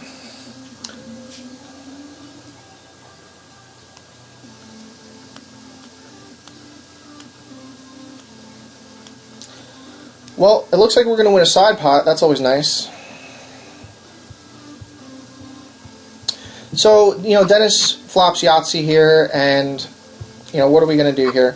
We actually, all things considered, probably, could we have raised him off his ace-3? I guess maybe we could have raised him off his ace-3, but Dennis does really well to triple up here, and sometimes you just hit a flop, and you're just like, oh my god, I bombed it, I hit a really good flop.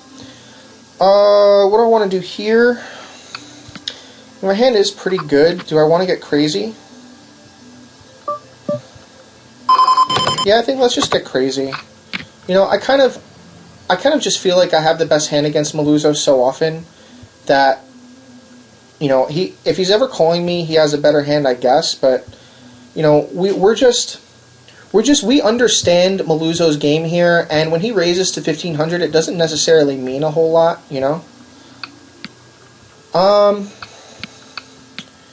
maybe we make a min raise here with pocket aces and hopefully get looked up.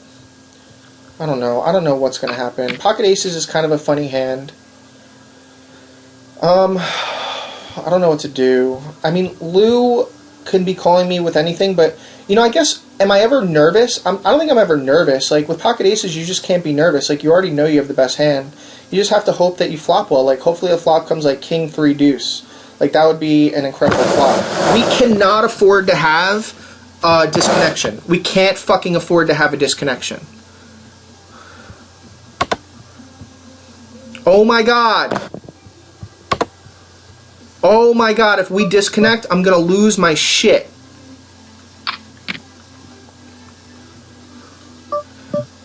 I'm just gonna move all in.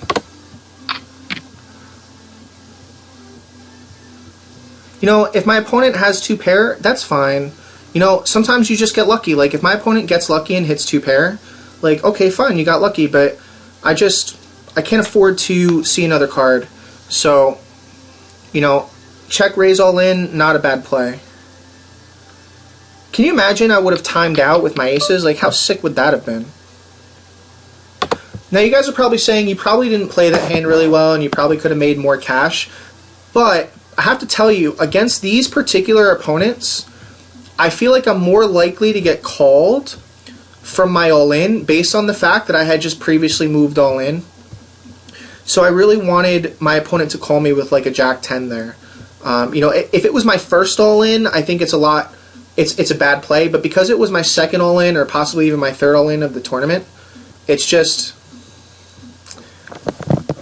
If honestly, I'm losing connection here, and I don't... This is a run-on theme in my tournaments, right? Like, I just can't seem to stay connected to the fucking internet.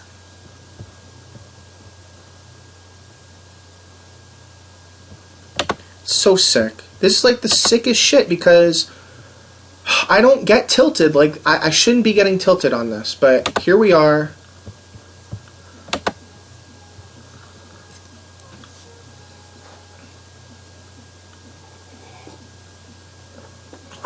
Come on, just connect.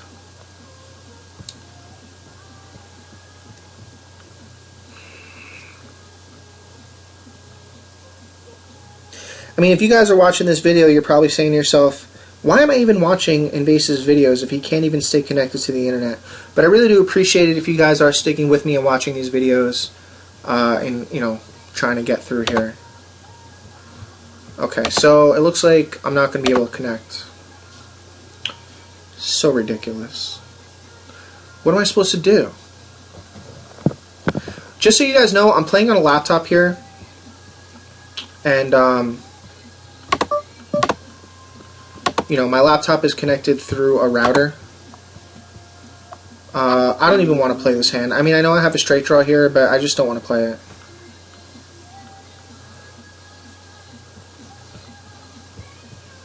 I mean, am I ever going to call a raise? Maybe?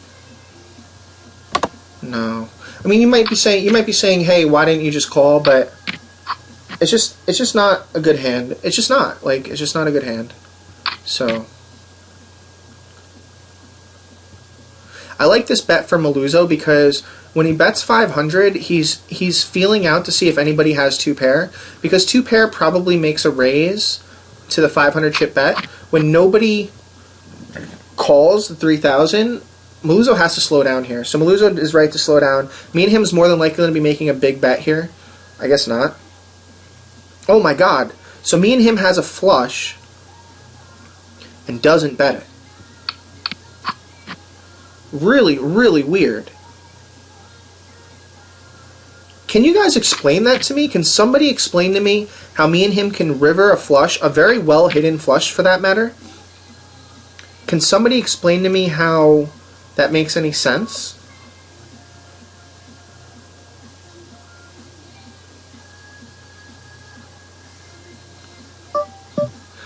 I think I call here and just set mine.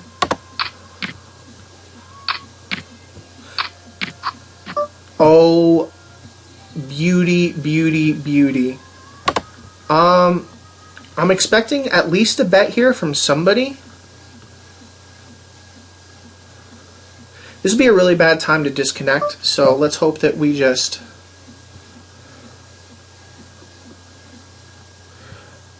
I think I'll raise.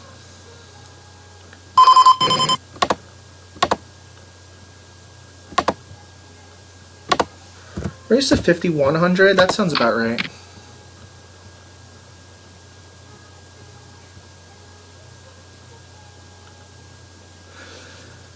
If my opponent continues, I'm putting him on a flush draw, so I will slow down on any diamonds. We actually are never getting away from our hand now, because we're putting our opponent on a queen. So we're hoping that our opponent just decides to move all in here. So we're just going to bet 4,000. And if our opponent has a queen, he's moving all in all the time. So we're putting our opponent on exactly a queen. So if our opponent never has queen jack, are we afraid? Yeah, I guess. But we're just never folding, so we just have to call. Yeah, so our opponent is drawing to a 7 or another queen, and unfortunately, well, fortunately for us, but unfortunately for him, he does not continue. He doesn't have any better cards than us. So now we are in excellent shape. Thank you, thank you. So Distor Dan is all in here, and rightfully so. Dennis should be calling with Jack High. You know, really, really bad non-call there. So it's the first time actually on video that I can remember set mining and getting paid. Like, if you go back and look at our videos, have we ever set mined and got paid? I think the answer is no. I think that's the first time in 7 or 8 videos that I've said, I'm going to set mine, then I'm going to hit my set, then my opponent's going to hit top pair, then my opponent's going to hit trips, then my opponent's going to 4-bet me or 3-bet me all in when he hits trips. Like, for us to get paid at this particular point in the tournament is just perfect.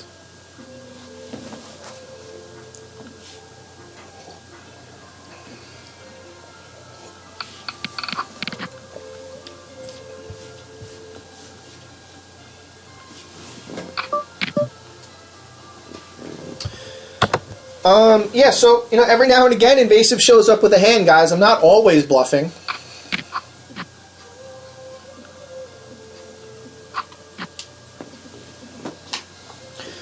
You know, let's just talk about our strategy at this point. We are the chip leaders, okay, so we do have every right to be pushing our opponents around, but we have to keep in mind the blind structure. So right now the blinds are going to go to 300, 600. So what does that mean for our opponents? Well, for Distor Dan it really doesn't matter, because Distor Dan has basically no chips and it only has 5 big blinds left.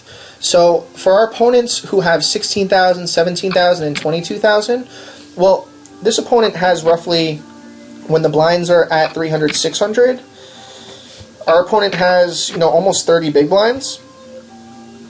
Arbel has almost 30 big blinds. This one has 25 big blinds. This one has 30. Arbel has 30. Maluzzo has, you know, 35, almost 40 bigs. So even though you think you should be applying a ton of pressure, your opponents can sit back and wait. You know, we don't want to be doubling up our opponents. So we're going to let the blinds really dictate our play. We're not going to get too far out of line. We're not going to try and bully our opponents until we get to a point where our opponents have maybe 20 bigs or 25 bigs for everybody. So we do have a call here for me and him. I would have called, believe it or not, with the 9-3 just on principle alone. But since me and him's already made the call, I think I just get out of the way. So it looks like me and him is ahead of the game. We would have flopped a flush draw and would have hit our flush. So like I said, you know, even though I have a 9-3 here, I would have called. So the odds weren't in Distor Dan's favor to make it out of that hand alive. Because if me and him doesn't win that hand, I'm going to win that hand. So, you know, sorry Distor Dan, good game, GG. So let's just take a look real quick. It looks like, you know, top 5 places are going to get paid out in this tournament. We have made the top 5. So another good run out, good tournament for us. I want to give a lot of credit to 8 O'Clock Coffee. Guys, if you don't have 8 O'Clock Coffee in your house, you really need to get some. It is some of the best tasting homebrew coffee that you can get. I think it's even better than Dunkin' Donuts. I don't know. I'm going to have to really feel out this player's 628. I'm not exactly sure what he would be limping in with in this spot, but I think I'm going to raise to 2250. And I think a lot of my opponents just fold, and me and him maybe calls to look me up. But my hand does look pretty strong here, raising to 2250. If my opponent just checks to me, I think I make a half pot size bet, and my opponent just goes away.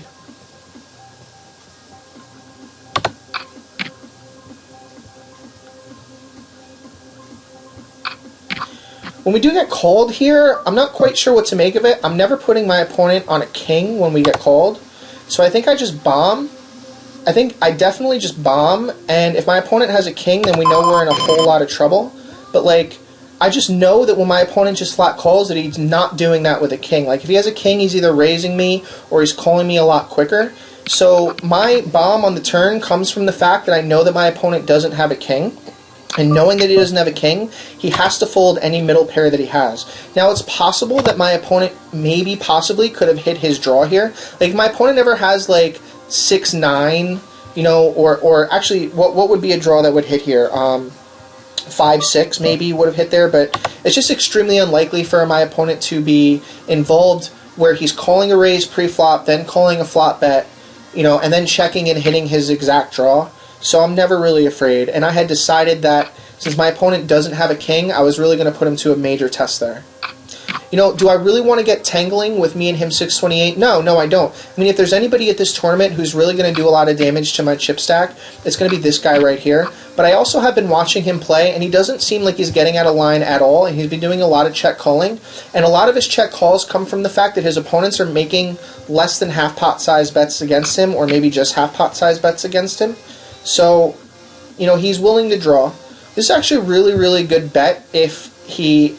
Even if he has it, it's a really good bet. But Maluzzo's never calling him with worse than a straight here. Like, if Maluzzo ever calls with worse than a straight, then he's just giving chips away. Like, Maluzzo has to fold 2 pair on this. He's overbetting the pot. It's just such an obvious straight bet.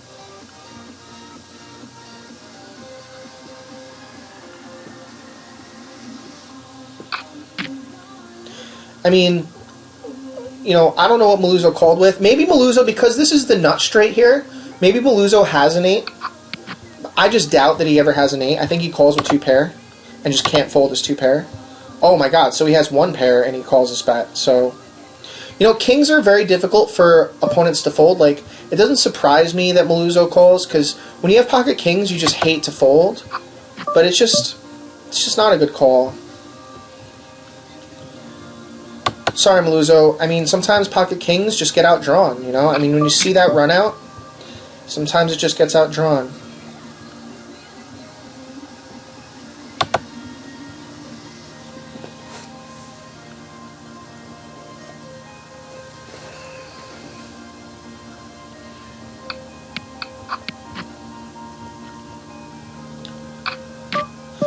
So it looks like me and him's getting pretty active over here. Again, I'm not mad at the fact that he's getting active. He does have 50,000 in chips, so you know he's allowed to be getting active, especially against Dennis's big blind. Kind of unfortunate we didn't play our Jack 10 there, but I really don't want to get involved with me and him if I don't have to. You know, if he wants to be the table captain at this point, I'd much rather him be the table captain. And what's going to happen is people are going to be targeting him and they're not going to be targeting me.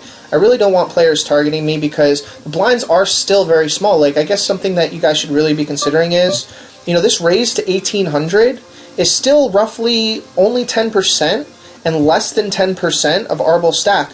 So even though we're this deep in the tournament and it's 5-handed, you can be making raises that are less than 10% of somebody's stack. You're still going to get looked up pretty wide, and therefore you're going to be getting yourself in a lot of trouble. So I think you can still make an argument for playing relatively snugly in this side of the tournament and really picking your spots very wisely.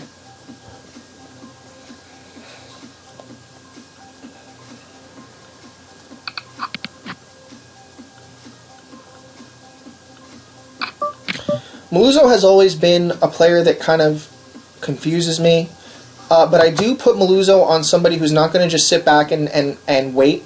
So, you know, if he wants to get active in this spot, I actually really like the fact that he's going to get active, because it's not like anybody else is getting active. It's not like Dennis is getting out of line and Arbel's getting out of line.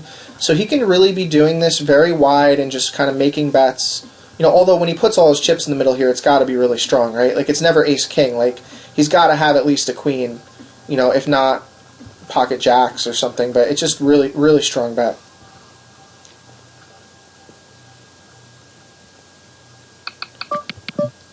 Again, you know, let's pretend for a moment we fold 10 hands in a row. If we fold 10 hands in a row, okay, 1, 2, 3, 4, 5, 6, 7, 8, 9, 10, that's 2 orbits. Each orbit costs 1,250 chips, okay? That's how much money comes out of my stack. 1,250 chips on each orbit. If I fold 10 hands in a row and I lose 2,500 in chips, how many chips do I have left? 51? 50,000 in chips? So I can really be super tight in these spots and just say, sorry, not going to play. Sorry, not going to play. Sorry, not going to play.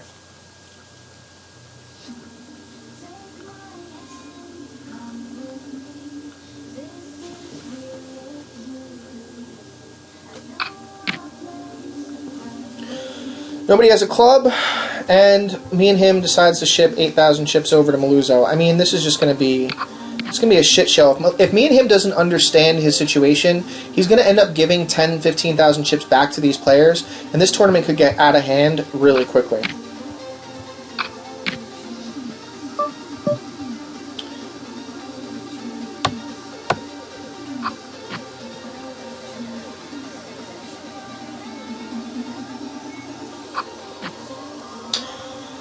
Ugh.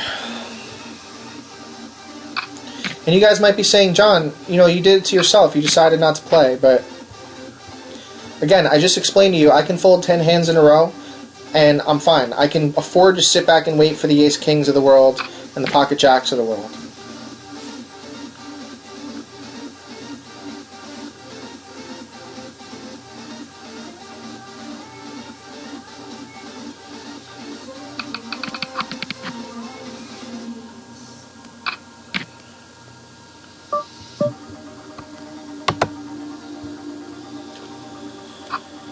Really not a whole lot of strategy at this point. You know, I kind of explained to you that I'm going to be playing still super tight, and my chip stack is what's telling me to do that. If I had Arbel's chip stack, I guarantee you I would have been a lot more active, or I'd be in there kind of, you know, maybe looking. But even with Arbel's chip stack, he still has, you know, more than 20 bigs, so it's not like he's in really bad shape.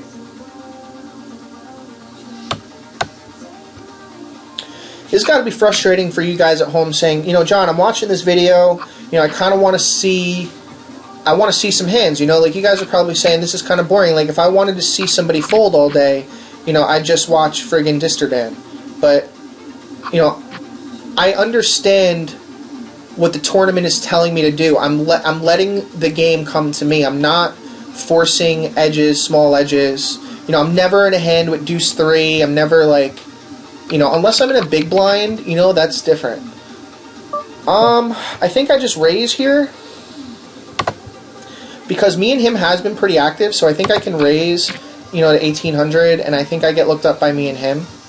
And even if he doesn't look me up, oh my god, I mean, what do you want me to do here? You know, maybe me and him decides he's going to take a little stab here. Like, this little 600 chip bet works against a lot of players. You know, maybe it gets them to spaz out, but I think I just call because, you know, hopefully... Oh my god, I mean, this is the worst card to come out for me. So I think I just check behind. You know, maybe me and him decides that he's going to make a little bet here. Like, that would be sweet if he decides to make a little bet here. When he makes it 1,800, I think I'm just going to punish him for making it 1,800, and I think I'm going to... Like, it would be wonderful if my opponent has a flush and is never folding. So I think I'm just going to take my time and punish him for making it 1,800. And I'm going to make this raise to 6,325. Yeah. You know, I'm never getting any money out of me and him anyway by betting. So the only way for me to get any money is to know that he's going to be taking little stabs at pots. But, I mean, imagine you flop this well. Like, when you flop this well, it's kind of like, well, the hand kind of plays itself, John. You know, could I have made a raise when he bets 600? Yes, but what am I accomplishing? Like, what exactly does my bet accomplish when I make this raise? Like, obviously I make a 3x raise, and a lot of people would have made just like a 2x raise, but I made a 3x raise knowing that me and him is very active, so I know that if me and him wants to play his hand with his chip stack, that he's going to want to continue whether I make it 12 or 1,800. I could arguably have made it 2,000 or 2,400, and I still think me and him is going to continue if he wants to play his hand. But anyways, 1,800 is fine because it sets up future bets. So when I see this flop, I'm saying to myself, obviously we flopped really well, and we don't know how we're going to play the hand, because if it does check to us, a lot of times we are obligated to make a little kind of feeler bet. Me and him kind of spazzes out and bets 600 chips. I think we just fold here, even though I would have had a flush draw. Let's just go back real quick. I want to see the way this works out. Well, that's just staying. I don't know why that's staying out there like that. Let's just run this hand again, because I want to show you, you know, what my call says. Like, there's a message in the fact that I made a call. So when he bets 6 and I just call, what hands are making this call? Okay, I'll make an argument that there's no draws, but I will say that if I ever made a race with ace queen or ace jack, that I do think ace queen and ace jack will make this 600 chip call and won't raise it. So maybe me and him is putting me on exactly an ace jack or an ace something, and that kind of makes sense in the fact that he sees the ace come out on the turn, and he says, okay, the ace comes out on the turn, I'm just going to shut it down. But I did something really smart here, and I'm not assuming that my opponent has an ace. I'm assuming that he doesn't have an ace. And so if he doesn't have an ace and I'm the original raiser, he's putting me on an ace all day, every day. So I'm checking behind in order to make so that he thinks, oh, well, maybe he's afraid of the ace, so maybe I can make a feeler bet on all rivers. So when he goes ahead and he bets 1800, I love this bet in that if I don't have an ace, like say I have pocket like 9s or 8s, I probably go away from this bet, or most players go away from this bet. But I'm only making my raise in that I'm hoping my opponent just has a really sick hand, like a flush. Like I could have, like if my opponent has an ace in this spot, I want to raise to exactly double his bet. All right. If my opponent has a flush, I want to raise big. If my opponent has a 10, I want to raise even bigger. So there's only big hands that can be in this hand. So my raise to 6,300 was that it was designed so that the only way you can call it is if you have a big hand, and it's such a wet board where it's very difficult for him to fold any big hands that he has. But again, it's very easy for me to sit back and say, here's how you play pocket kings, and then when you flop a full house, you're just, it's the nuts, and here's how you play the nuts. But there's design in that if my opponent ever doesn't have anything, like if he ever has air, we sucked an extra 1,800 plus the 600. We sucked an extra 2,400 chips out of our opponent when he had squadouche. And that's the difference sometimes in a tournament, where you're kind of just like, I made an extra 2,400 on somebody who had absolutely nothing.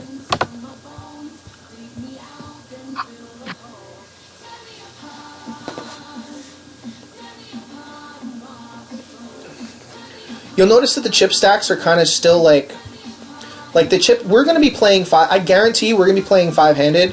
Based on the cast of characters here, we're going to be playing 5-handed for the next like half hour.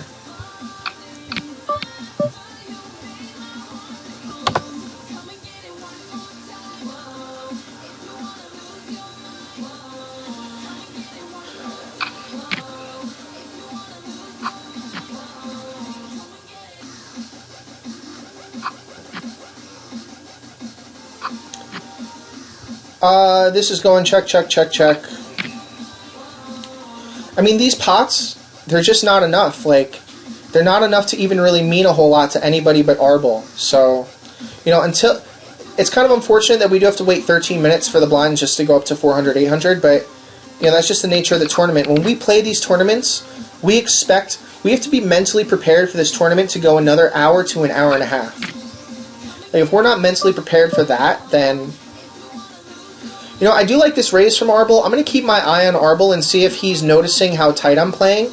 And if Arbol starts to notice how tight I'm playing, and he starts to be raising my big blind over and over, I will be pushing small edges and pushing him back, just for fun. Because Arbol's going to be looking for a safe way to stay alive. And I think if he finds out that I'm playing really tight, then he's going to be picking on my big blind a lot. So, I'm just going to keep that in the back of my mind, that Arbol may recognize how tight I'm playing.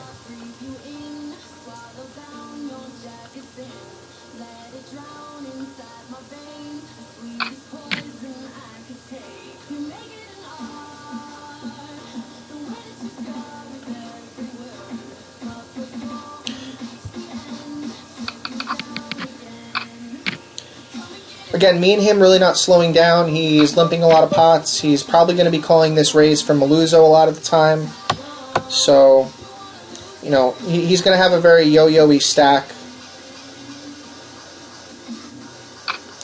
We do get a call here from Arbol. Very interesting that we can just get a flat call here. I'm putting him on a hand like pocket 9s. Putting Arbol on exactly pocket 9s here.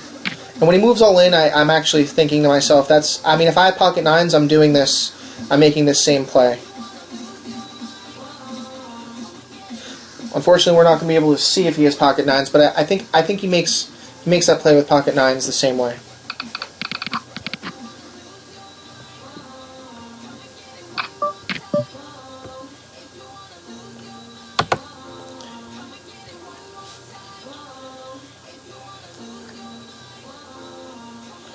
So really, we haven't played more than, let's just take a look at our stats here. Let's take a look at the times we've seen a flop. We've seen a flop 23 out of 184 times. We've played 12% of our hands. I mean, that's just ridiculous. That's once in orbit, you know? This is just going to be a nightmare. You know, these guys are just going to be pushing small edges against each other, and I can already see the nightmare that's going to be taking place between 628 and Maluza.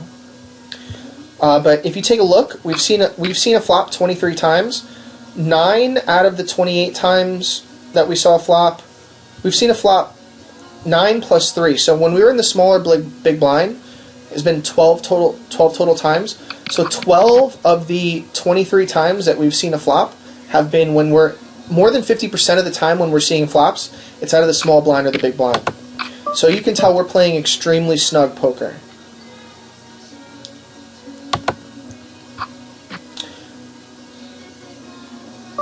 I think the first person to bet this flop is probably going to win it, but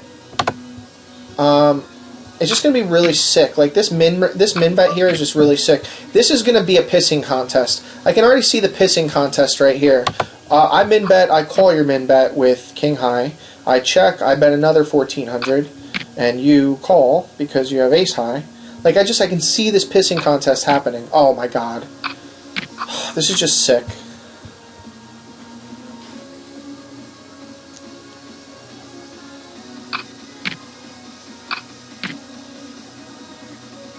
Okay. Nice hand. You know, 628 shows up with a real nice hand here. I think he limped in with 10s. Pretty sick.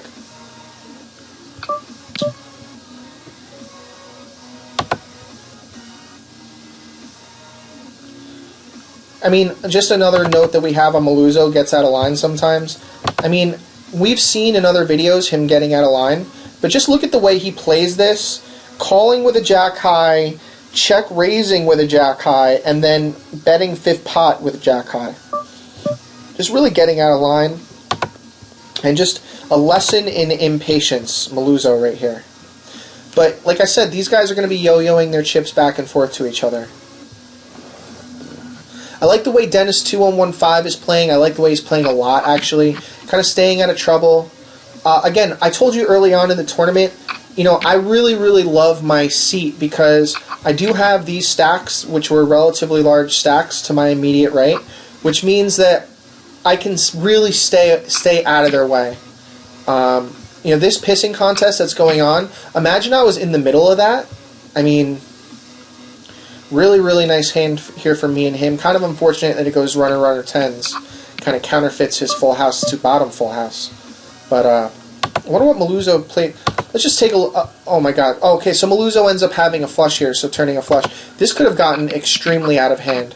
So Maluzo makes the raise here with ace high, which is fine. You're five-handed. You want to make the raise with ace high, that's fine. I just want to see the way this hand plays out for future reference. So Maluzo makes like a little bet here with a flush draw. I kind of like this bet here because he's very rarely getting raised.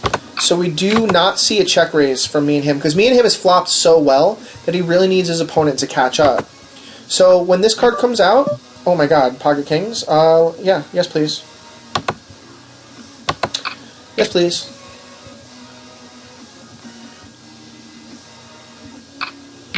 So this raise from Dennis is aces all the time.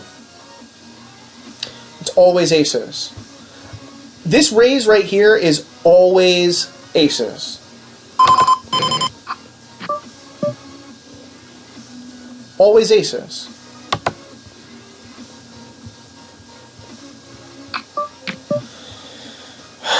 Whatever, I'm just going to put them all in because I know he has aces, but I just can't get away from my hand. Oh, okay, it's not aces.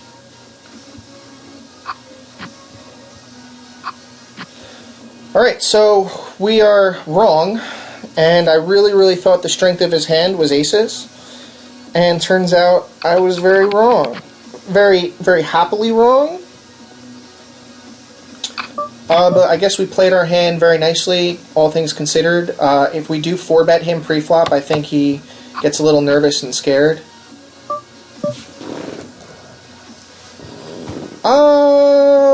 I think we can make a little 1,000 chip bet here.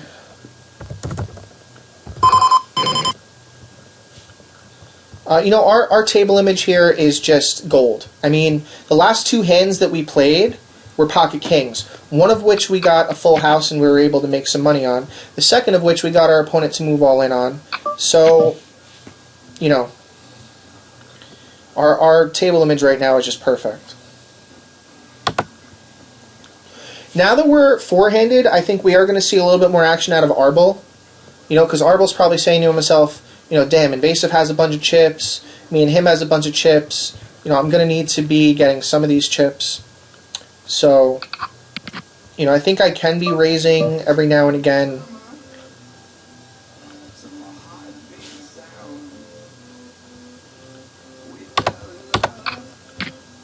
You know, my table image, like I said, is so wonderful that when I do raise, it's just like it looks very strong. I don't think I'm going to be betting here. I really haven't flopped anything, you know, really well. And I think when my opponent calls, I think the queen and the 10 hit him a lot. And even if he has like a jack 8, he's going to want to continue. So I think I just check, and if my opponent decides that he's going to check again, I think at this point I can be making a 2,800 pot size bet, because the 6 really doesn't help him at all. So I think my bet gets through here a lot. If my opponent does decide to call, then I'm never bluffing on rivers. Like, I'm just assuming my opponent has a 10 and is just in check call mode. But again, we have such a great table image at this point that, you know, I think our opponent's just going to give us credit until we show up with air. And I'd like to keep it that way. Like, I'd definitely like to keep our table image to where if we do show a hand, that it's at least a big pair or at least top pair. You know, even though we're four-handed, it's still important that my opponents are afraid when I bet.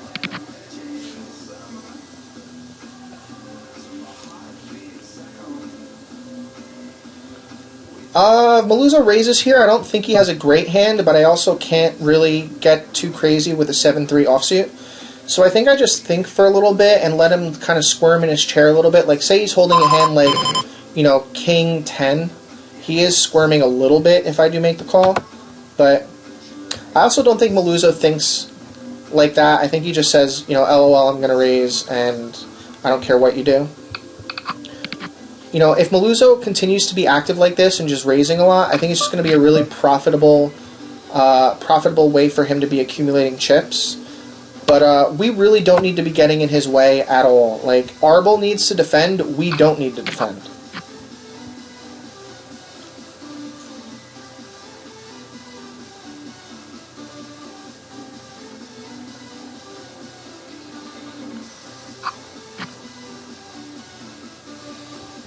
So, when you have an opponent who raises pre-flop and then checks behind, it's usually just a fold. Like, your opponent is usually just like, okay, I didn't hit that flop, I'm out. You know? Usually. Can he be slow playing? Yeah, I think he can be slow playing. But if he has any part of it, or even, you know, like something good, I think he just always continuation bets. You know, Maluzzo is going to, he's raised 4 or 5 hands in a row. So, you know, the minute we get something nice like ace high or something, you know, we are going to be re-raising him, getting him all in. And, you know, I don't mind with Maluzzo's stack to double him up at this point, because it really doesn't hurt me too much to double him up, you know.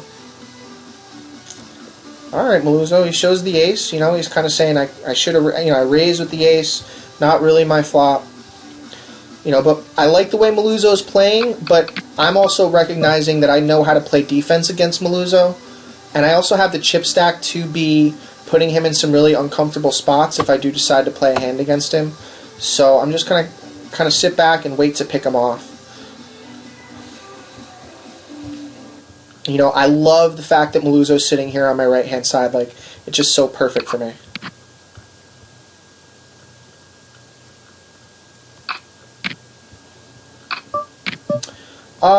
I need to be very careful, because when me and him just limps here from the button, I'm actually putting him on a pretty decent hand, maybe even a hand that dominates me, like Queen 10. So,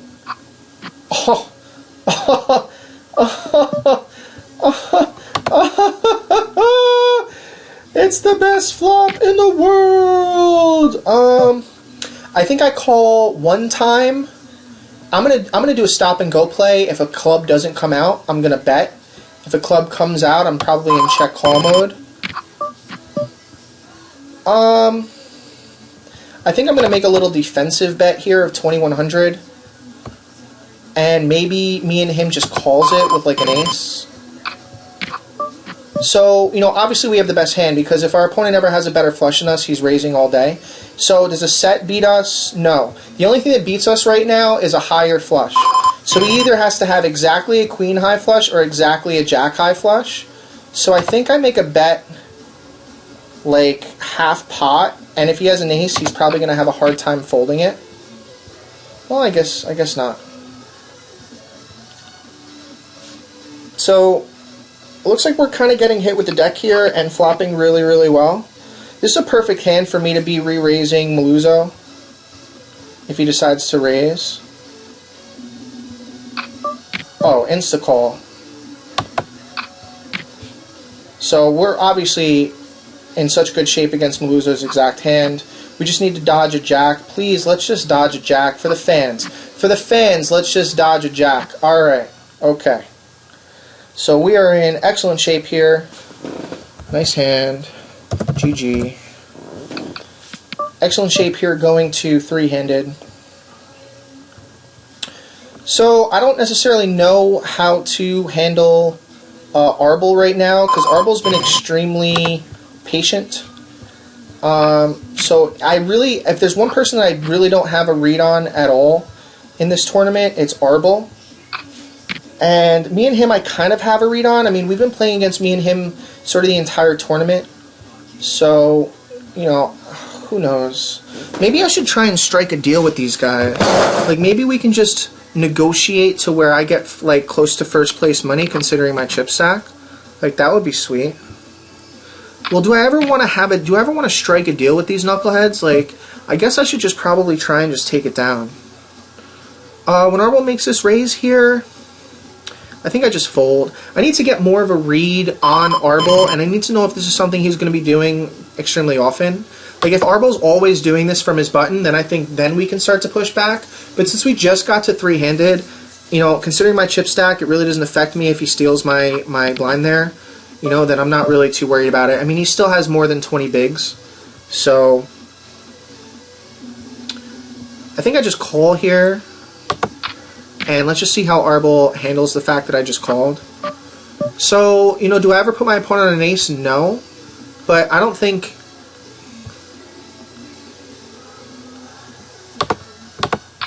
he's ever folding if he has an 8. Like, if he ever has exactly an 8... You know, he's making a feeler raise here, and I think I'm definitely just going to be raising him. Because his raise just doesn't make sense. So I think I'm just going to be raising to 8850, and I think that's enough to get him to just go away.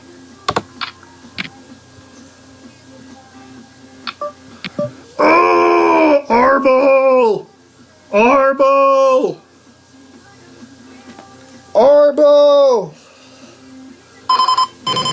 Alright, well, sometimes when you try and go in through the back door hits you in the ass. So I think we just think, fold, and I think I'm just really upset that now Arbol has 31,000 chips. So I think we just go away. You know, do I think that he ever has two pair? I think sometimes. But if Arbol's ever making that raise with absolute air, then it's just such a beautiful bet. Like, I have to give Arbol a lot of credit for making that bet if he ever doesn't have two pair. Like, if he ever has just one pair, it's just like a really, really good bet. So I really, really like Arbol's play, and I have a lot of respect now, and I won't be trying that play against Arbol unless I actually kind of feel like I have it.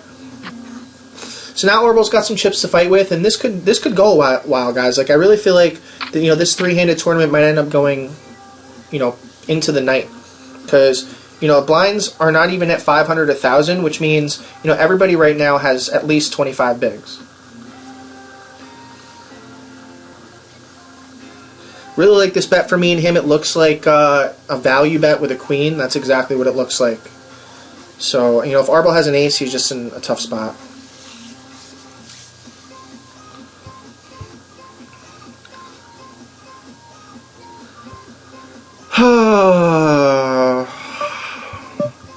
I mean, it would just be really devastating for us to lose our chip lead to one of these guys, but me and him does have exactly half the chips that we have, so we still need to be extremely careful. You know, we can't really just check all the time.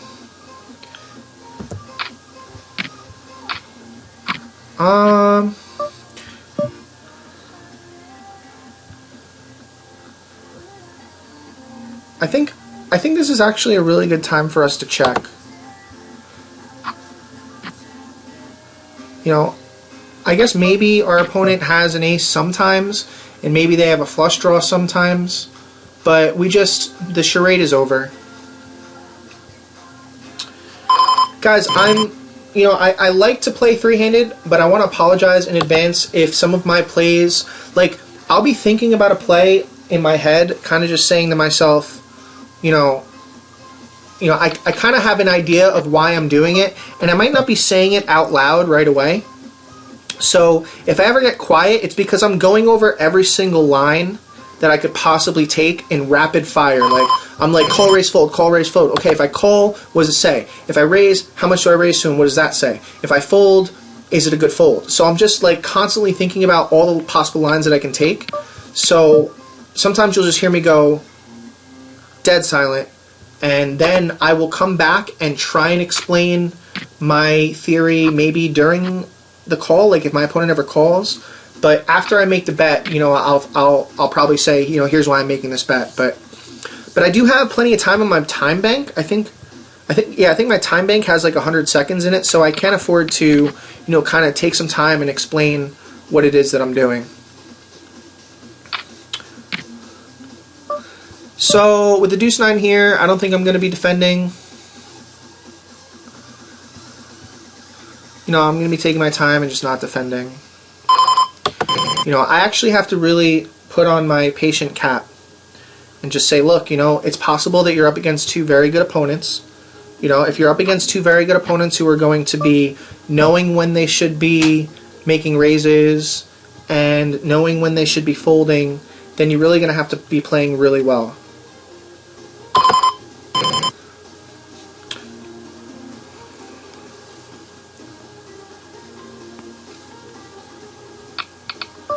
Ace-Jack I think is good enough to raise here, so I think I make it 3x.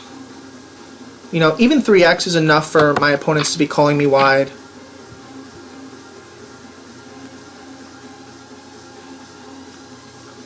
I actually, when we're this deep three-handed, it's very difficult to play this deep three-handed. Because your decisions aren't always cut and dry. Like, I have 100 big blinds, and we're three-handed. I have 100 big blinds three-handed. Like, it's just very difficult to make decisions. When we get the 1600 chip bet here, I think I just fold, and if Arbel has a heart, he continues. I do think me and him might be leading out here with a heart draw. Still think he might be leading out with a heart draw because it's not enough to be pushing heart draws out. I think me and him checks. Like, me and him really has to check, unless he has a made flush. Like, in which case, if he has a made flush, then, good for him. So, he actually had a heart draw and hits the straight. Wow. So, we actually dodged a bullet there because we would have hit a jack and we still would have had a flush draw. So Arbel's really in a tough spot here, because he just gave away half his chips to me and him. I think I just fold. Arbel has a funny chip stack now to where, he does have about 20 bigs. So it's just going to be really difficult to call in all in from Arbel. Like, if I'm in a small blind and I raise his big blind, I need to be prepared to call his all in. Like, whatever hand I raise his big blind with, I need to be prepared that he has a perfect re-raising stack, if he does decide to move all in.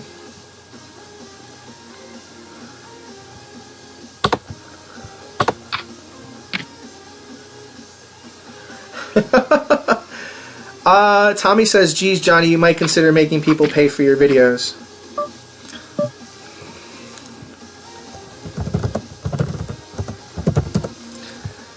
I think I'm going to check behind here. I do like the fact that I have top pair, but I also have a pretty weak kicker, and I do want to induce my opponent to be making stabs at pots. If he hits the jack and just jabs out here, you know, that's fine, but my opponent just has a ton of chips right now.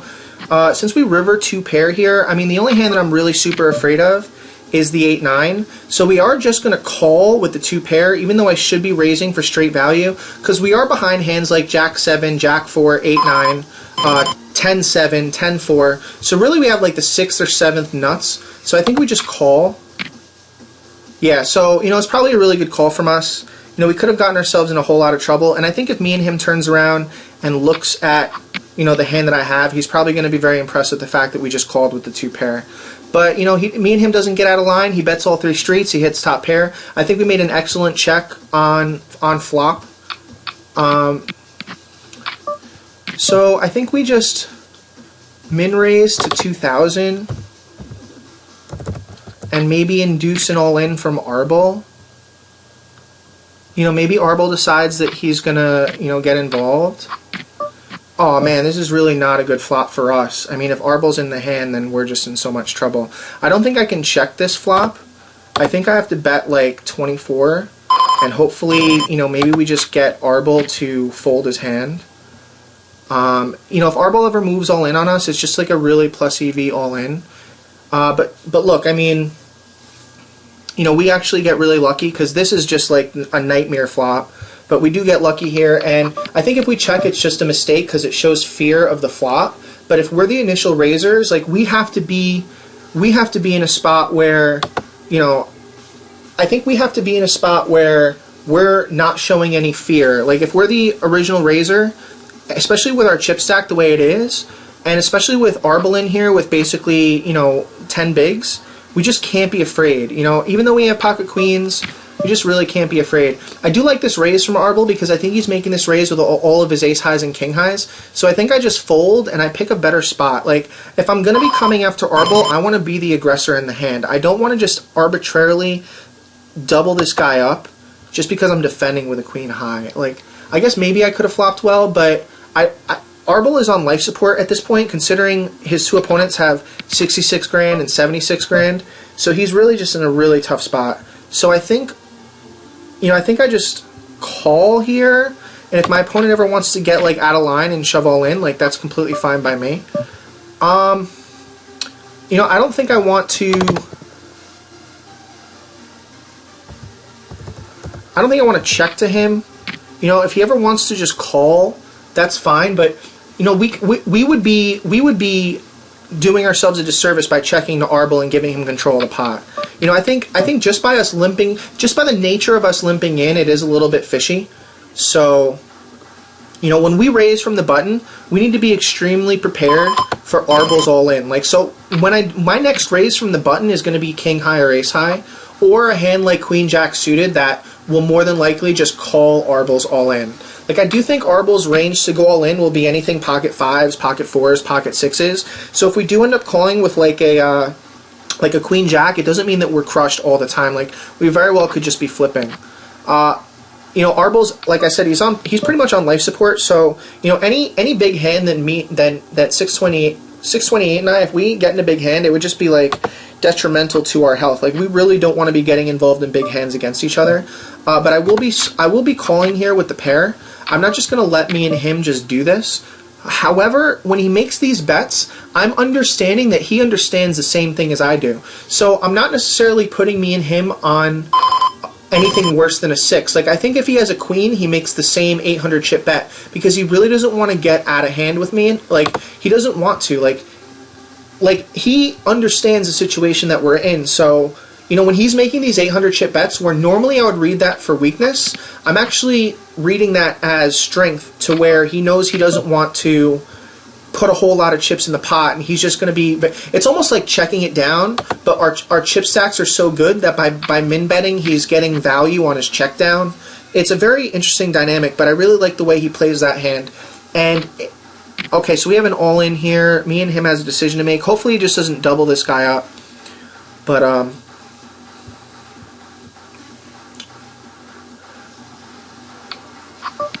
so Jack 9 here, am I ever calling it all in? And I think maybe I am.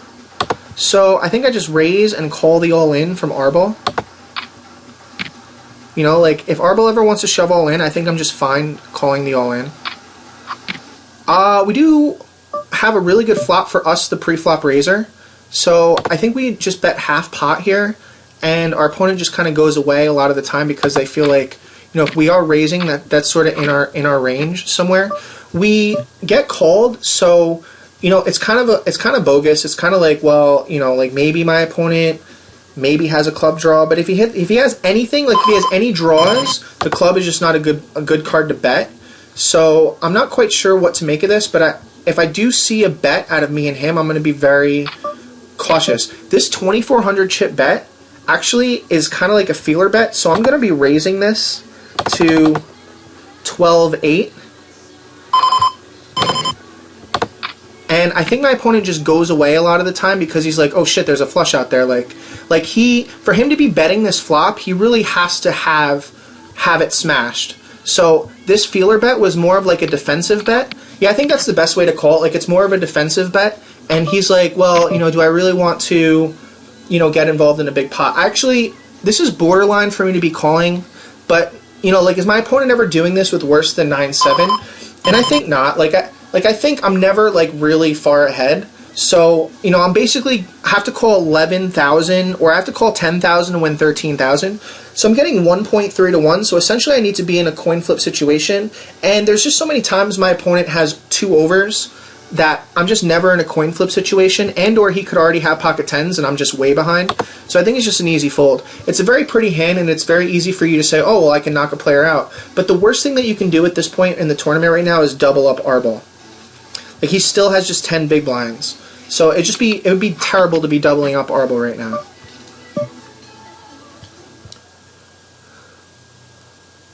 I think I just move all in.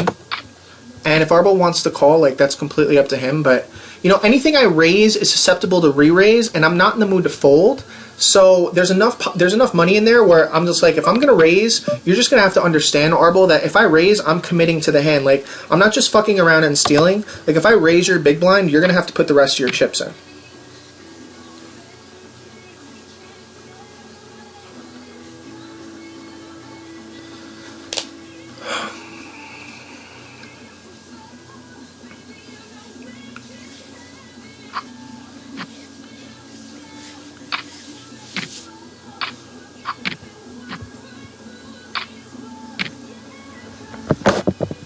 So, I don't know how I feel about this 1,000 chip bet from Arbol.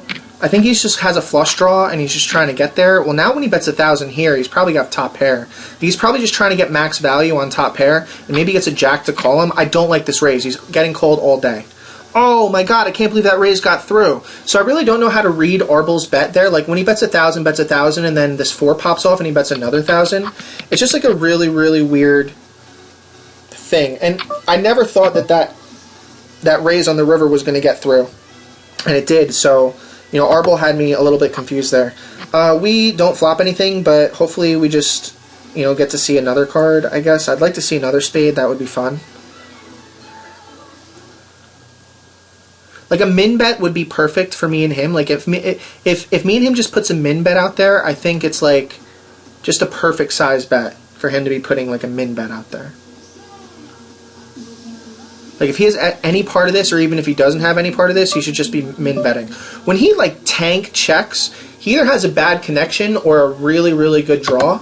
So, you know, I just never think that I'm ahead. Yeah, I mean, look, I mean, he's either flopped super well. Like, for him to be making this bet right here, he's just flopped really well. Either that or just had an amazing hand pre-flop.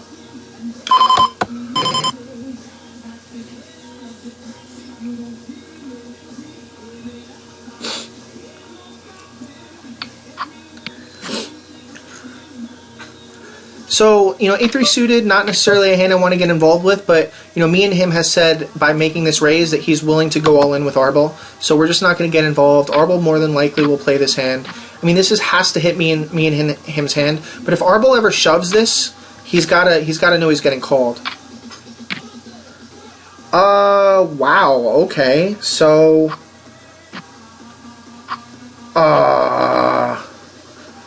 you know, I mean,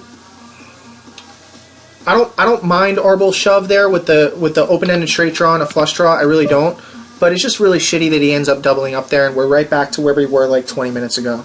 So, you know, we're basically 628 and I are just trying to get back to work now. I really don't like the fact that Arbel has 15 bigs now, because that's a very dangerous chip stack to have. Like, 15 bigs is a perfect shoving stack. Like, he can be check raising all in on a lot of flops. Like, if I have his stack, I'm check raising all in a lot more than Arbel is, you know? Just for fun, like, just on principle. Like, if you're going to make a little bullshit bet, I'm going to be check raising you all in.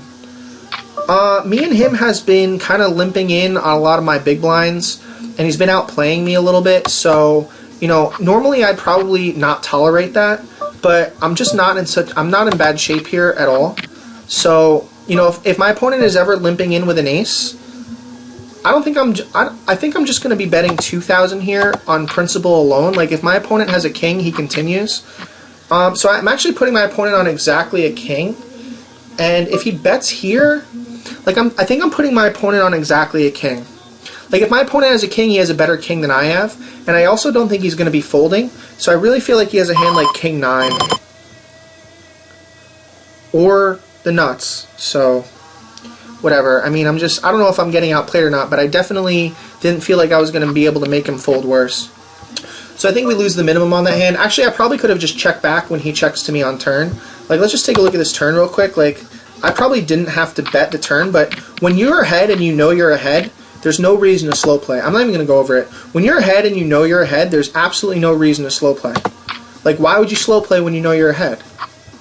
So we have flop top pair here. My opponent didn't raise pre-flop, so I think I just make like a little bet here, like a feeler bet, and hopefully he spazzes out and moves all in. We still have top pair here. I'm a little nervous as to why he just, like, this would be devastating if he just moves all in, or, you know. So he's making a 1,000 chip bet here, which tells me that more than likely I'm probably beat, but I just can't fold right this second. I just can't. Like, I have 7s and 3s with a queen, so, you know, if my opponent ever has a 3, then I'm just in so much trouble. You know, like, I'm just going to be paying him off so often. You know, oh man, this is just rough. I mean, I guess maybe sometimes he has a 6, but I'm just never folding. Yeah, so, you know, he tried to run a bluff on me, and, you know, we were able not to sniff it out really, but our hand was just too good to just fold. Like, just folding is just bad. You know, you have top pair, you have 7s and 3s, so even if your opponent, you know, scores 4s and 5s, or, you know, like, even has a 7, but our kicker is just so fucking good, you know, like, I'm just going to be raising here just to take the all-in away from Arbel, because I think if I check to Arbel, he's automatically going to be moving all-in on me and him, and maybe me and him makes a bad call, like with, like, you know, 10-6, and Arbel has, like, Jack-7. So by me raising, I'm really taking that play away from Arbel. Like, it wouldn't surprise me for him to be moving all-in right here, and when he does, I really can't call. So, thank God. I mean, I just can't call, and I'm not going to be tripling this guy up. Like, this call, even though you might say to yourself, Johnny, it's 3,500 to knock this guy out of the tournament, it's not worth it for me to triple this guy up. So let's just hope that me and him has a better hand. And he doesn't. This is such a terrible call, dude. Like, I just hate this call. Like, you're never ahead of anything. Like, granted, you did spike 2 pair, fine, but it's just like a terrible, terrible call. Like, you just should never be calling this.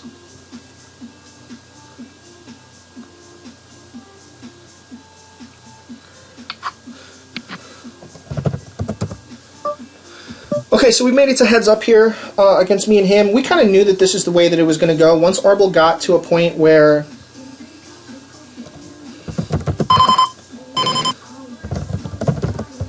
want to chop the prize.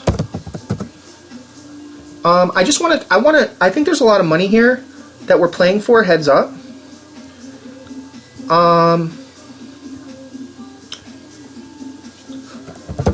I'll find out. Hang on.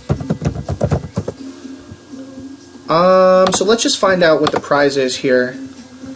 Let's go over here.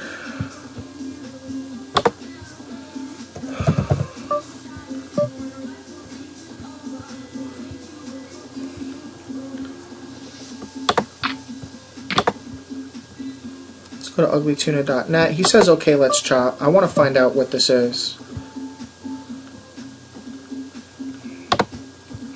I gotta do this math real quick.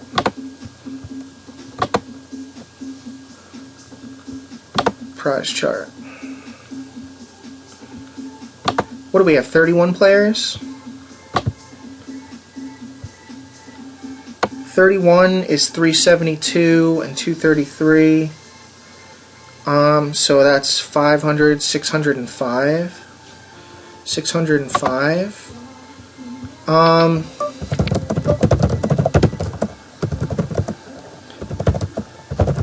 300 for you, 305 for me, considering bigger stack. Okay.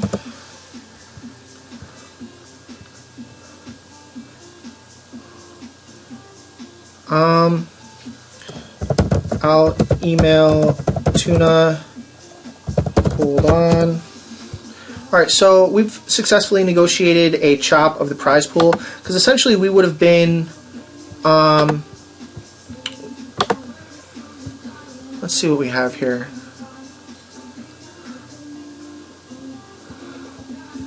Okay, let's just go to, let's do this, and go to Greg. Regarding last night, me and him, 628 gets 300, not 3,300. I get 305 chop at 12:10 a.m. So we're going to send this off here, and so we were able to do that. We'll go back over here.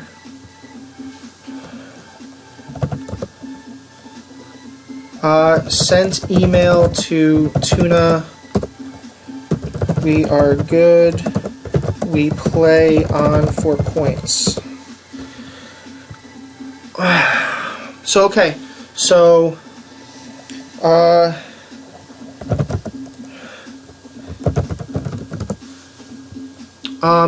so so basically, so we've negotiated a chop here because we didn't. There's just so much points on the line here between the two of us, and I really would like to. I'd like to be in a spot where I wonder what he is doing. Why he's taking so long.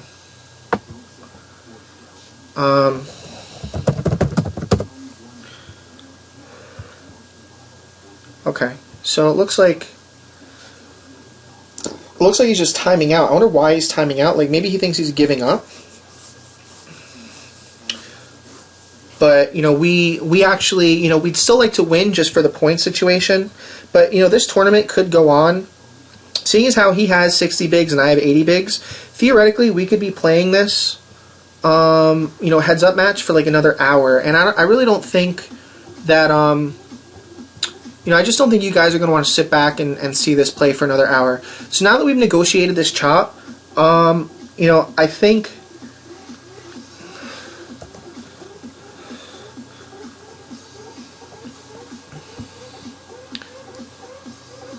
Yeah, I think we just stopped the recording because essentially, like, me playing this guy heads up could just be like another hour, and I don't think you guys want to see that. So, you know, definitely, wow, okay, so this guy moves all in. We can play 4 points, though. Do you care? I wonder why I wonder why he's doing this.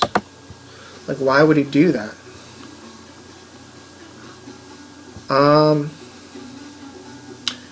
Why would he do that? Why would he just move all in on me?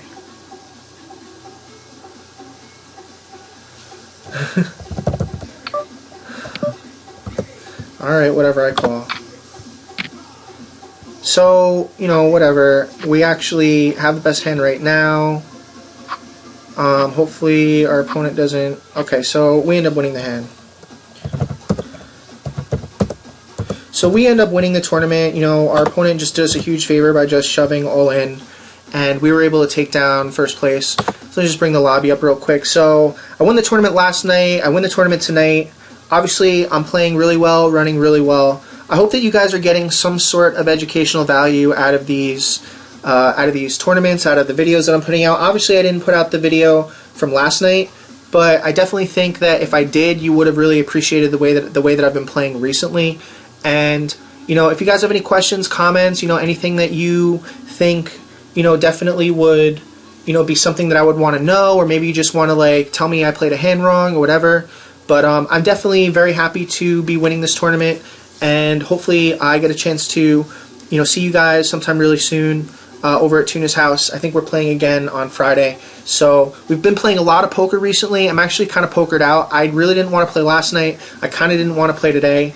But, you know, sometimes the cards just play themselves. If you remember, there was a couple really good hands where we had pocket kings and we flopped really well. So, you know, I did get hit with the deck a little bit, but I think overall I'm very happy with my play. And, you know, that's pretty much it. So thank you guys so much for watching. Again, please leave comments. It's not that I need your approval. You know, like if you guys don't like me, you can say, hey, John, I fucking don't like you. But I definitely like to know if somebody is watching. Like if you did watch, like say, hey, you know, I saw the video, you know, nice video. You know, let me know in the comments. It takes 2 seconds to do that, all right? So thank you very much. I will see you guys over at Tuna's. Peace.